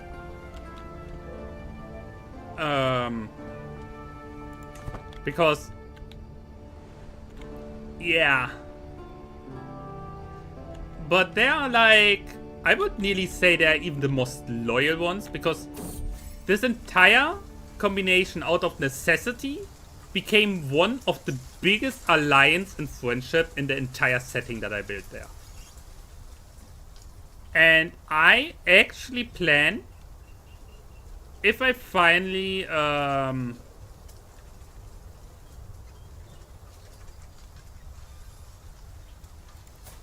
fuck are you? Get over here. If I write a story later on, I was originally really thinking about a young goblin, a young red man, actually going out for adventure. I didn't really thought about it any further, but I play with the idea of having this very unique characters for a story and go with them, which would surely be something unique. We were inspired by Tolkien, and when it comes to the monsters, to me, the scariest are the ones deep down. Tolkien often leaves room for mystery. Yeah, the unnamed horrors in the deep that he himself never even explained. I could go with something like this. After all, there is a lot of this. Let's say it like this: the setting that I built there with the setup is I can basically come up with everything, because thousands of years ago, magic simply tore apart the entire world. And no one really knows anymore what the hell happened. They cannot even read the language of the few texts that are still there. So, theoretically, I can come up with whatever I want. Yeah? If I tomorrow have the idea of giant fire monsters underground, then there are giant fire monsters underground. Yes, I think of a fucking bulwark. Thank you. That is like... Yeah.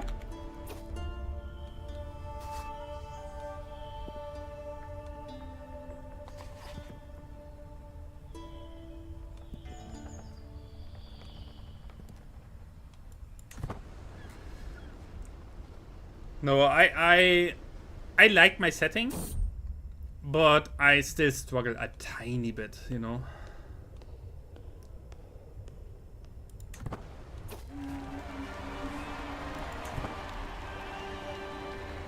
I think I already have a lot. If I really go through it, like, I already went with a lot of thought into it, with a lot of effort. I even scratched multiple things and redid them already 2 times.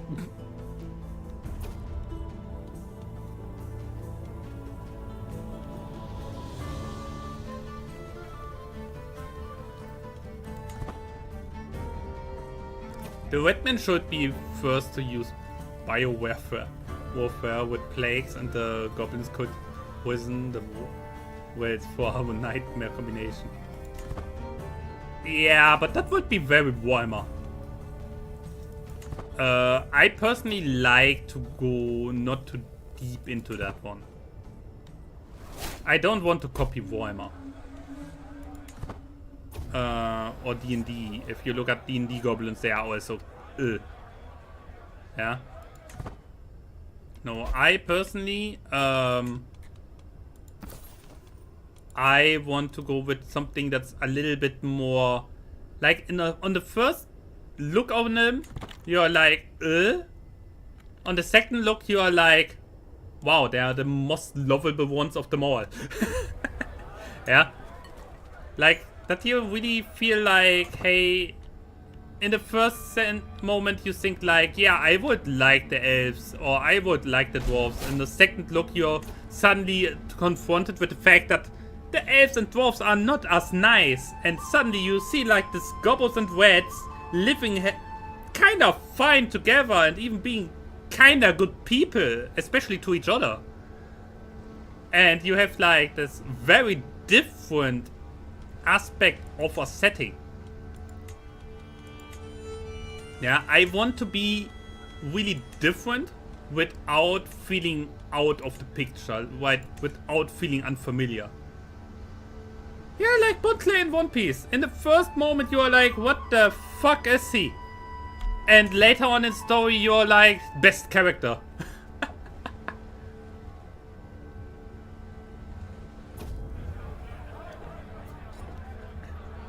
No, it's like, I want simply that everyone who looks at this feels familiar with the races and the cultures, but at the same time they are so entirely different than anything else.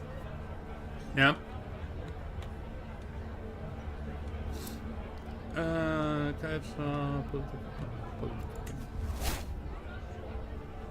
Yeah, honestly, that's.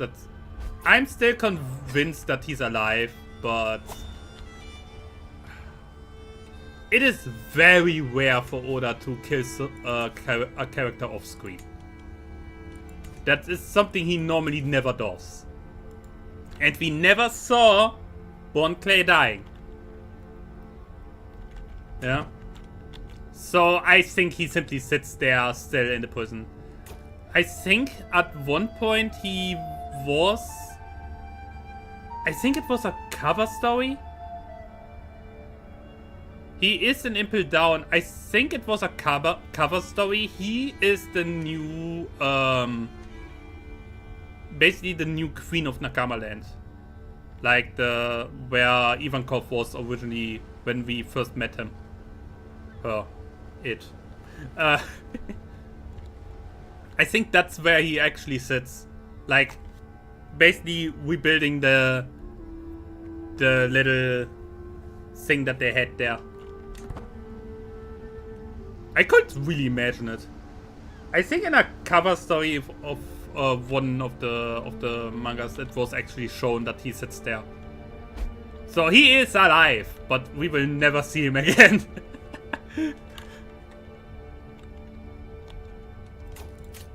So, what do you want? Inspiration. 300. Yeah, okay, come on, do it. Do it well. No, but I simply like...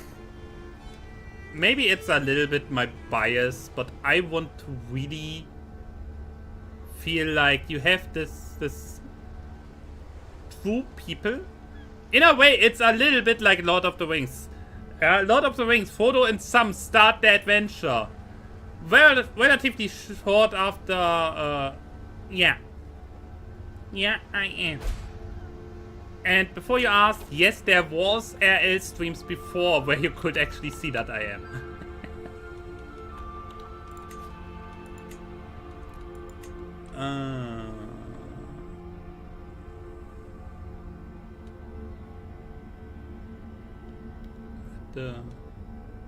Wait, did she have an air? Why is that? Okay, wait.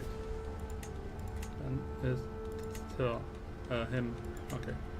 No, I did a cooking stream. I am an actual femboy, yes. And I, to this day, don't like that people sexualize it because it's nothing sexual. It's literally translates into feminine boy. What the hell is sexual about this? What? I will never understand this. My question is, if you are a femboy, does that mean that you are gay? I'm not gay, I'm pan. And before you ask what pan is, it is basically the extension of B, that you don't just like both genders, you like every gender regardless of what's below between their legs.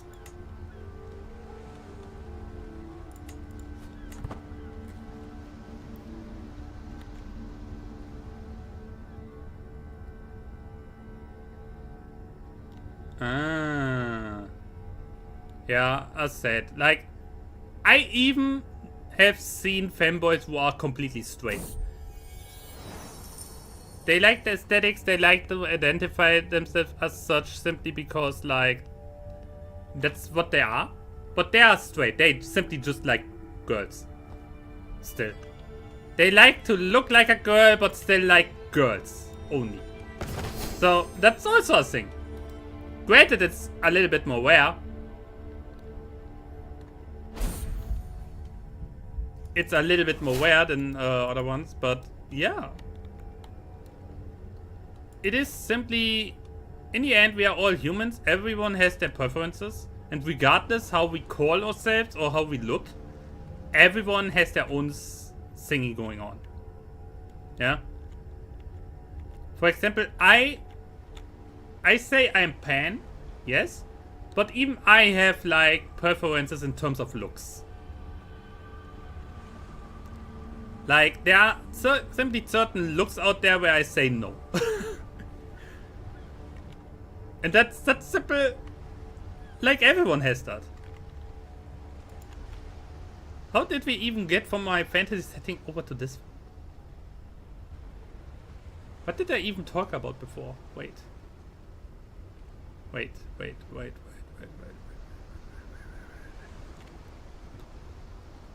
Ah, right. The parallel to my idea that a goblin and a wet starter adventure is very similar to how Tolkien started Lord of the Rings, with Frodo and Sam starting in the Shire, just the two of them. Relatively soon they run into two more, and then into another one, into Aragorn and Bray, and then the entire trip towards Rivendell and the formation of the Fellowship. So what I do, at least so far the idea is, I start with two characters, and on the extent of their travel they meet more people. Some companions, some friends, some maybe enemies. Who knows? I don't even know the reason for the travel yet, so that's already a problem.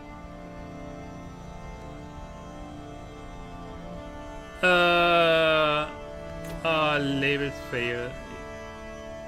Because they can't express individual preferences and differences. Yes, I think this labels like gay, pan, or like even not just sexuality but also gender is just like a try to express and give an explanation for others.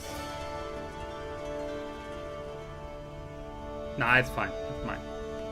I think personally it's simply like, for us personally it can matter, yes. You renounce your claim to gender. Fine. Up to you.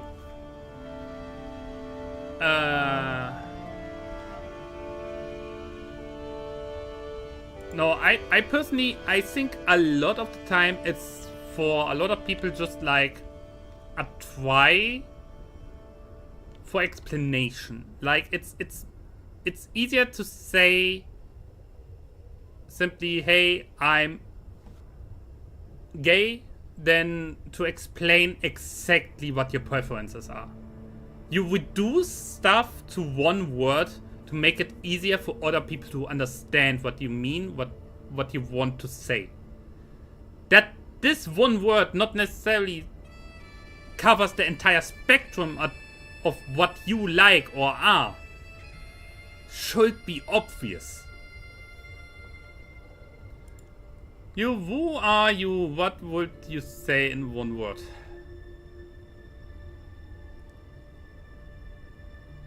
Me. I am me, and there's not another one like me out there. Just like you are you, and there is not another one like you out there. No, but I know where you want to go with that. Only be one Fanboy Crusader King. Ah! To be honest, I think, without wanting to say anything here, but I think there is actually not another actual Fanboy streamer who plays Crusader Kings. It's us not being able to get others to tell what we feel. So we try our best with words based answer. Yes. It is. The problem comes for a lot of people to accept these words. Human. Yes. We are all humans. That's something we will always have in common. You know? It could be so easy. No, but I personally think the problem that most people have with the acceptance is I always like to say, hey, you don't need to accept that I'm a femboy. You don't need to accept that I'm like this. Just tolerate me. Don't dehumanize me based on what you think. Yeah? Don't dehumanize me. Just, you don't even need to respect me. Just let me be. Yeah? Because I think between acceptance and tolerance is a very big difference. Accepting indicates that someone agrees with you to an extent, and also says like that they are like basically they, I don't know what I think. I never will, but I know I am not my thoughts or actions. Yeah. No, I think acceptance, especially forced acceptance, is something wrong. To crave for. If someone accepts it, that's absolutely great. But I would never demand acceptance of me. I would never demand that someone changes their viewpoint because I say so. That's not how this works. Yeah? That's not how the world works. If we want acceptance, we have to also accept if people have different opinions. Yeah? Acceptance goes both ways. And that's a fact. Of course, that's the thing. I think simply tolerance has something way bigger in the sense of even if this other person doesn't accept me for who I am, they can still just let me be and live my own life and simply don't care about it. Yeah? Just let me be. You live your life. If you can't accept this, live your life, I live my life. We don't need to interact. Yeah? My personal belief is that if you are not harming anyone else and you are fine, do whatever you want. It's fine with me and shouldn't be of importance.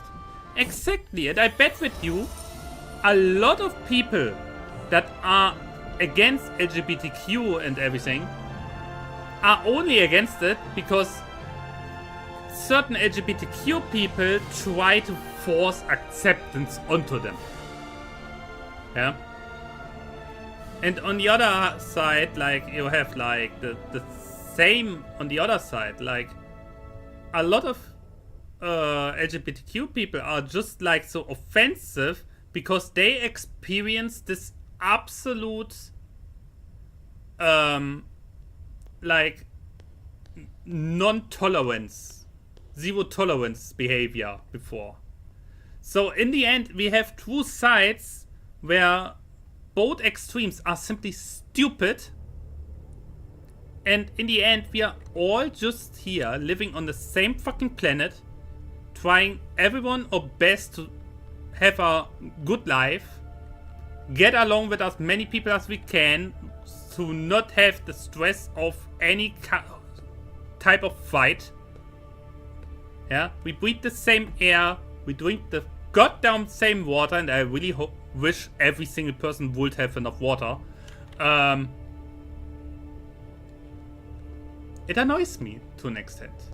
It annoys me that it's even up to the question, that it's even a thing that people demand that others have to fit into their worldview, when in reality, society, we as people always have different worldviews. Yes, we can find people who agree with us, but even those people will have other topics where we disagree with each other. A whole 100% agreement between two people in each and every single topic there is theoretically not possible. I'm only against gender change surgery before the frontal lobe is fully developed. That is the only thing that I take issue. Yeah, exactly. That anyway. That is for adults. The moment you're an adult and can decide for yourself, I say, okay, it's your body. If you screw up, you got warned. Yeah? But a child is still evolving. Like, I cannot, for example, it is the same with making a child, forcing a child into being a vegan or something. That's the same bullshit. A child should get all the nutrients and everything it needs to grow up properly, and then afterwards, when it's old enough, it can still decide for itself.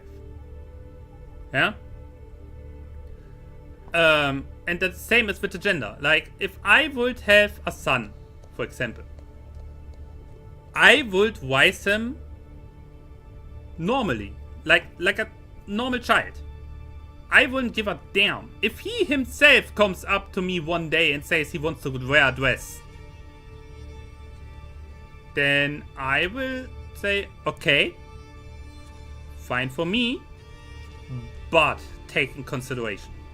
If he's old enough, obviously. Yeah, if I don't know, if I had a 12-year-old son and he comes up to me and he wants to be a girl, then I make it very clear there will be no hormones until he's adult. If he decides to wear a dress, I want him to understand completely that this is and can very likely also be a very big issue in his environment with other kids. Because suddenly he is different, he stands out, makes him a target for bullying. Which is something I, as a parent, should protect my child from. Yeah, I know about that.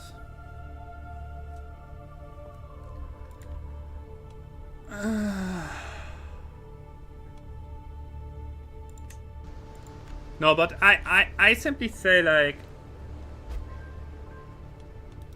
like if a 14, 15-year-old tells me, hey, I feel like this and this other gender, then I would be like, yeah, I'm supportive, but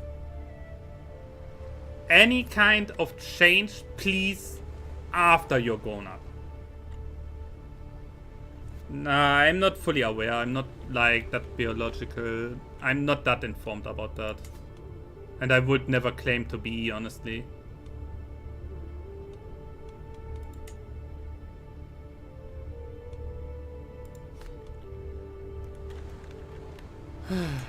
We are losing ourselves a little bit in the talking instead of the freaking game, but honestly, I don't care.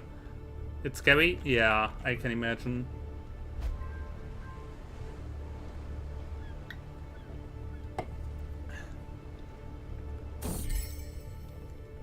To get a little bit away from the whole thing with children and forced behavior and so on. You know what's funny? To get away from the scary stuff. In my childhood, I always had longer hair. Yeah? Even as a child, I always had longer hair. And I had like this girl in my class, was a very good friend of mine. Yeah, we did everything together, like really spending a lot of time just playing Pokemon, watching anime. Want to tell you, because ignorance is bliss, but if you have some spare change, get a water filter. Yeah, I can imagine. But honestly, here in Germany, we don't have that. We don't have that issue. Our water is very clean. Like, literally, there is nothing like that in there. If it would be, they would actually break the law and get sued to the hell and back. I'm lucky.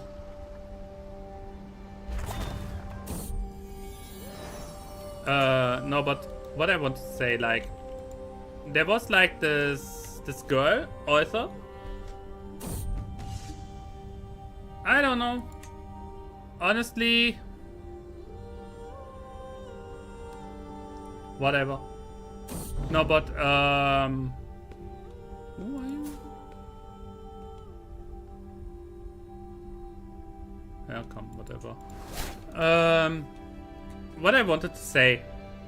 Like, I had this shoulder-long blonde hair. And she also had shoulder-long blonde hair. And we were of similar height. And everything. And every time when we went anywhere, it was, if we didn't stood right in front of you, it was impossible to tell us apart. That was super funny. And yeah, it was funny. We were always mistaken as siblings. Like, always. Even though we were not even remotely related at all. And I remember then one Halloween party. We didn't talk about what we dress up as. And yeah. We ended up coming in the nearly the same freaking costume. Both as the Grim Reaper. Like completely separate from each other. Both with skull mask and dressed in black with a skite. It was hilarious. And we stood in the entrance and no one could tell who the fuck is who. It was so hilarious. Sadly, also that fell apart because our parents ended up being like a little bit shitty. They ended up in a fight and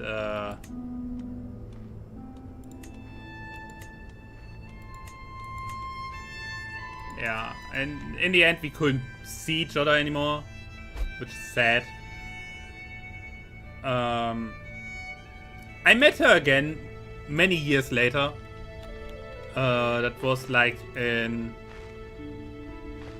when was it? 2018? 2019? She's a mother. She has a family. And I'm like, oh, why not? Congrats. That's something. But yeah. That's it. Like, it's... I had so many friends over the years. And believe me, not a single one is left from them. So, next time we play, we are going for the Kingdom of Navarra and then slowly work our way over here. I want the Christian kingdoms all under my rule before we go south. Because currently we don't have the manpower to fight any of them. Oh shit. So, we can look real quick. Did anything interesting happen here? Ireland is still split. Norway is relatively big. Yeah, it's the problem is simply for me that all my friends that I had either left because of the my ex-girlfriend. The contacts broke up because of her, and I regret that greatly.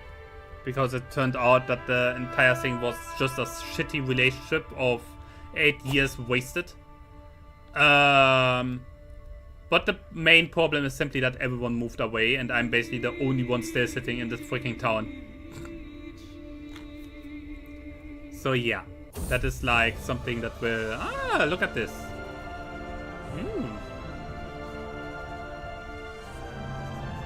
-4 on clergy opinion. Okay. We keep that in mind. So, we have a few things here. Oh, Japan is at war. What the hell?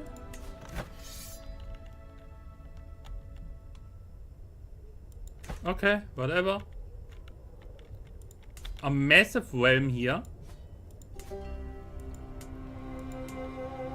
Dali. The Dali Kingdom. Egypt is separate. Yeah, Corsica is still here. Interesting. Otherwise, it looks not too crazy, actually. Kinda interesting. It looks kind of fine. Yeah, as said, the next time we play, we will work our way over here. The only sport I follow is arm wrestling, and Germany has some great competitors. That sucks. Sorry to hear that. Your book I would like to hear more. Yeah, honestly, as said, the story that I want to write, it's really just a concept so far, because I'm not even done with the world. I will definitely share it if I have more from the world building. Even like the extent of the orc culture. Like, I wanted the Goblin Rebellion, that they basically fight for their freedom against the orcs. That was something I decided very early on. But the entire society aspect of the orcs and why the goblins even needed to fight in the first place, I came up with that very recently. By the way, I'm going to save here now. I'm not going to play anymore. I decided that very recently and came up with that. Originally, I had a lot of slavery built into that world, but scratched the slavery completely because it didn't make sense if basically every single society on the map was built out of freed slaves. It makes no sense to have massive slavery in the world, you know? That's not how this works. That doesn't make too much sense. So yeah, I had to readjust a lot. Do they decide the ruler to combat? The orcs? Yes. But it's non-lethal combat. Because, like, obviously the law that an orc is not allowed to kill an orc still stands. A hybrid culture with the Han, you can't skip 300 years of development. Yeah, I know. But that's very hard to do. If you have Norse culture, it's way easier because they have the bonus for merging for a hybrid culture. No, I think, like, I don't know, I like it. For example, also a setting that I didn't even mention yet in my fantasy world, the biggest human kingdom has their capital in a city from the ancient race that actually survived the war, or at least the people think it survived the war. We live for dreams. What are yours? My dreams? Love, freedom, and pancakes. Yeah.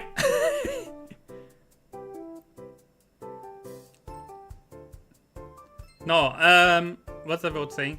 The biggest human kingdom has their capital in in a city from the ancient civilization where they think it survived the war. In reality, it actually is very damaged because it's a massive hovering city.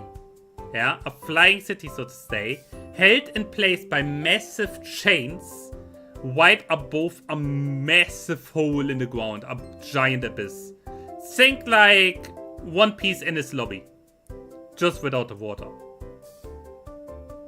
So, and that's the capital and of the humans, and they don't even know what's in the deepest depths of their own capital. And that's like, yeah, you cannot really siege that thing. You cannot really siege that city.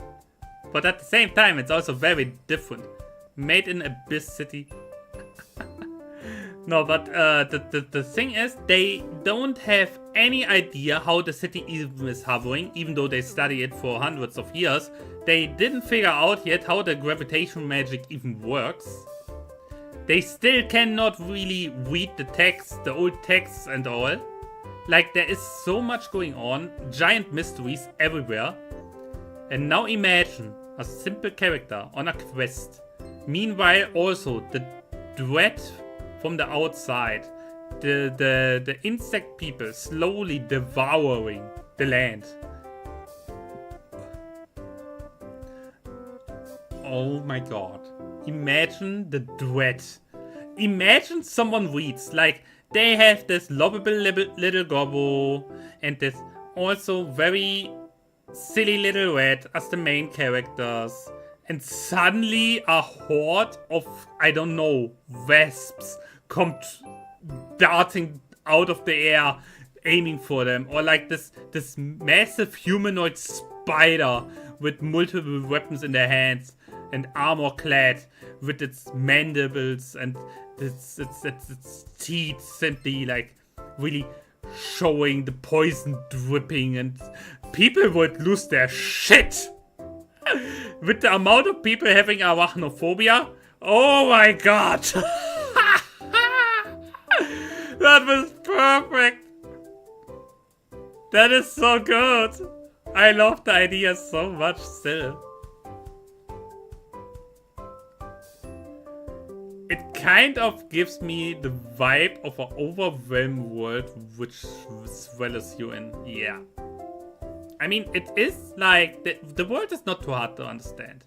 Like, there are many different cultures that all are very different from each other. Which is mainly the reason because I want to really give like different feelings depending where you are.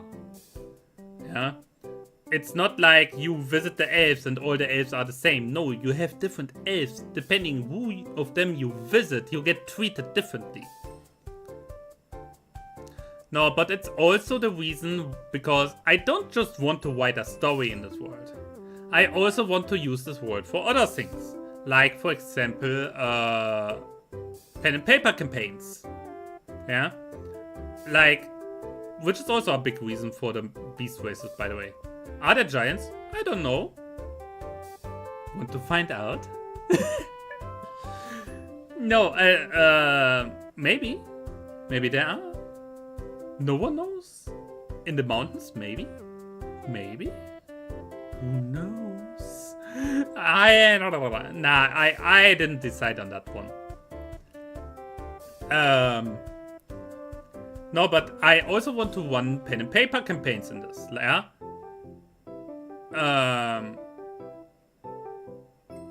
Online campaigns, sure. In fact, I only did online campaigns so far because we don't have a store in the city where I live. And all the people that I found that want to play don't even live here, so obviously only online campaigns. No, but I want to use it for the pen paper campaigns. I even had the idea of maybe making an RPG Maker game with that setting.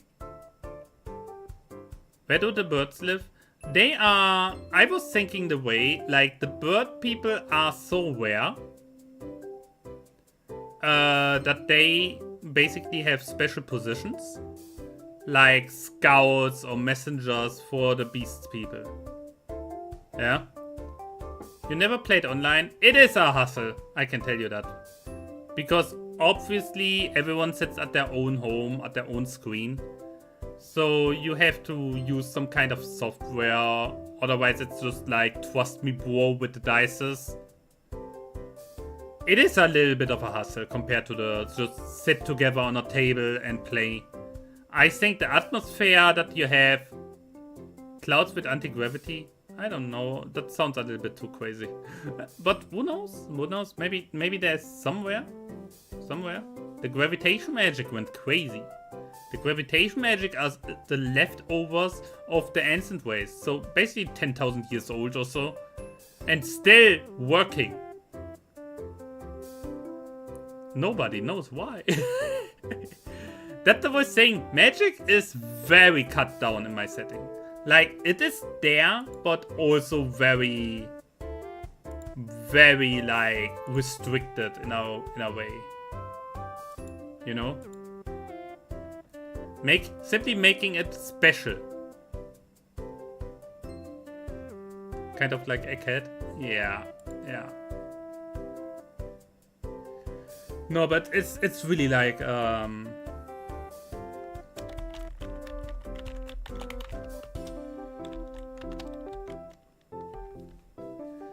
It's really like I want to make it special. If you have someone who can actually use the magic crystals, it's very aware gift, aware knowledge. And it makes them even more special and their power even more dangerous. How developed are they? They are mostly medieval and some even still tribal. Like, for example, the wild elves as well as the beast folk are obviously very tribal or nomadic. Most of the humans and elves and also the orcs are like already a little further, like medieval to high medieval. Like, they already know how to work steel. They know how to make armor. They know how to build something a little bit bigger, like stable houses and so on. Yeah, doesn't mean they have them everywhere, because that's still expensive and needs resources and knowledge of how to build. It should be a little bit realistic, yeah? If you look at medieval Europe, just because you had proper cities doesn't mean that the farms outside of the city actually had a proper ceiling. A proper roof. Water races, I didn't integrate it yet. I was thinking about it, maybe. But I didn't put any in yet. Because I honestly wanted to figure out the landscape and the map first, so I can really decide where everyone goes, and depending how much water I put in there, I could come up with water races. Yeah.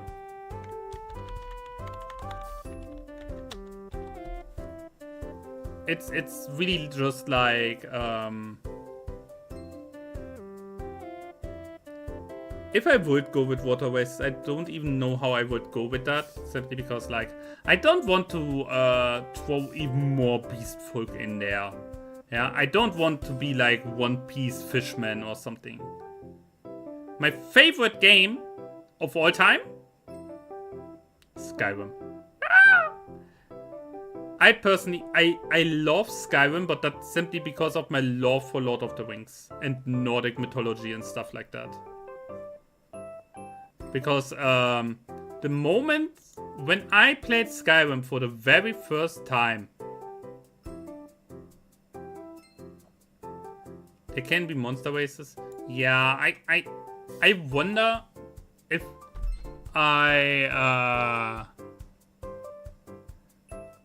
when I went in Skyrim the very first time and came from oh god,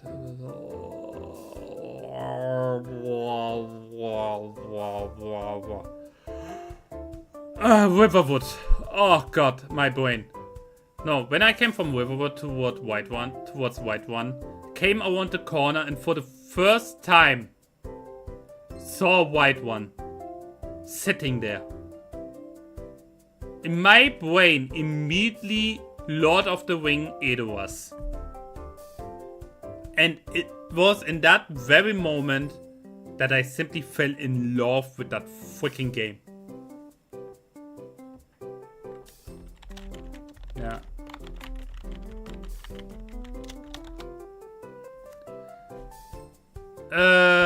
The Vampire Lord in Skyrim? Yes. Yes, I did. I did play it once as a werewolf. I played it as a vampire. I played it as a mage, as a warrior. Obviously, also stealth archers, at least once. I played it a lot. I have a few hundred hours. Yeah. No, favorite Norse mythology figure.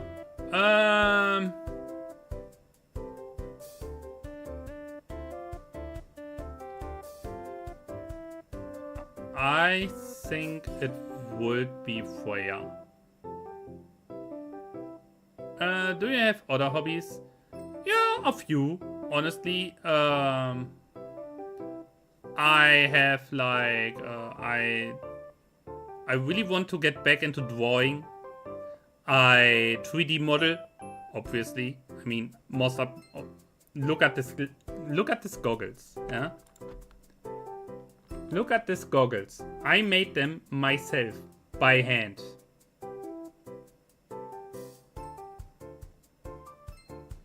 Same with the wings. And yes, they move because I made them move. Other than that, what's your favorite food? Now it goes crazy.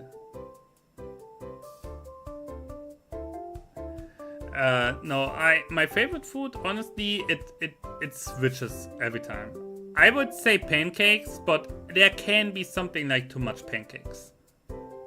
But I would never say no to pancakes.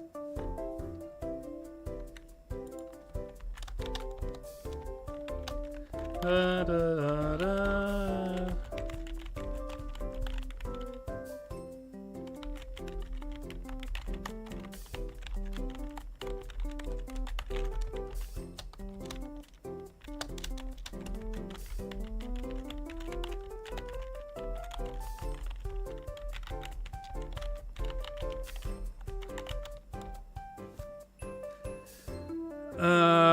That's cool. Your avatar looks like a gacha carter. Really?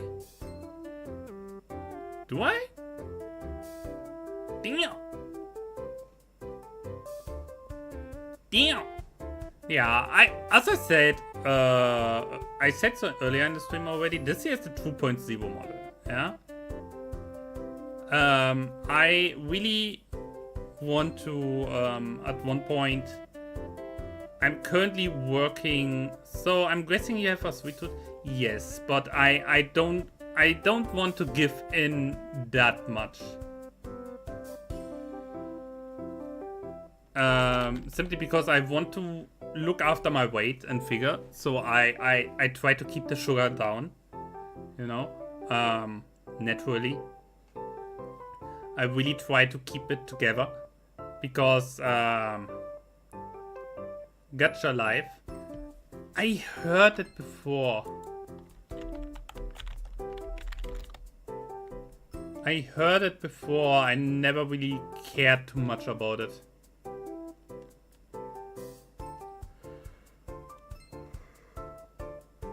Ah.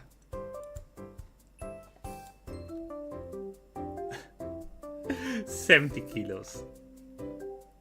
The thing is, half a year ago I was at 79, and I said like, okay, I have to lose some. I don't want to get thick. I don't want to get fat. I have to lose some. So I changed my, since I cannot do exercise or training properly because of my body. Because if I tax my body too hard, like if I how do I explain this? If I physically demand too much from my body, I run the risk of going straight up unconscious. I killed myself multiple times, nearly multiple times with that. Which is one of the reasons why I lost some of my jobs. Including my last one. 105, now 80 in 18 months. That's great! Holy shit! Yeah, I made... I lost 9 kilos in the extent of... What is it now? 7 months? Yeah, because lightheaded. It's not lightheaded. It's more like my... The thing is, I have the very rare condition that I have a lower blood pressure than usual. And normally if you get like, if you do something exhausting, if you do something like heavy lifting or anything, like normally your blood pressure goes up. Yeah? Normally your blood pressure goes up. In my case, it goes up a tiny bit. And then it comes crashing down. My entire circular system simply crashes and I go unconscious. Or run the risk of going unconscious. So it's I don't know what it is. Even the doctors are like it's a little rare and it's not treatable. Because the moment they try to treat it, I run the risk of a heart attack. You hear the beeping in your ears all the time.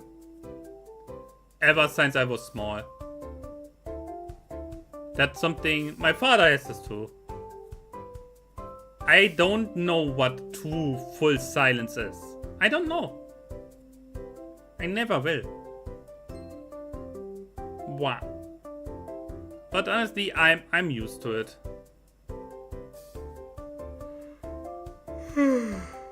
Oh, I'm getting ippy. Guys, we are at nearly 4.5 hours. I would call it a day. It's getting very ippy here. I'm getting a little bloop, a little bloop, a little bloop, a little too much bloop, bloop, bloop. I hope you all enjoyed. I yapped a little bit more than usual instead of playing. I'm sorry. We still got the kingdom. Don't worry about it. I hope you have a good night, everyone. Thank you for watching and see you next time. Bye bye. Bye bye. Oh god, the tracking is all over the place.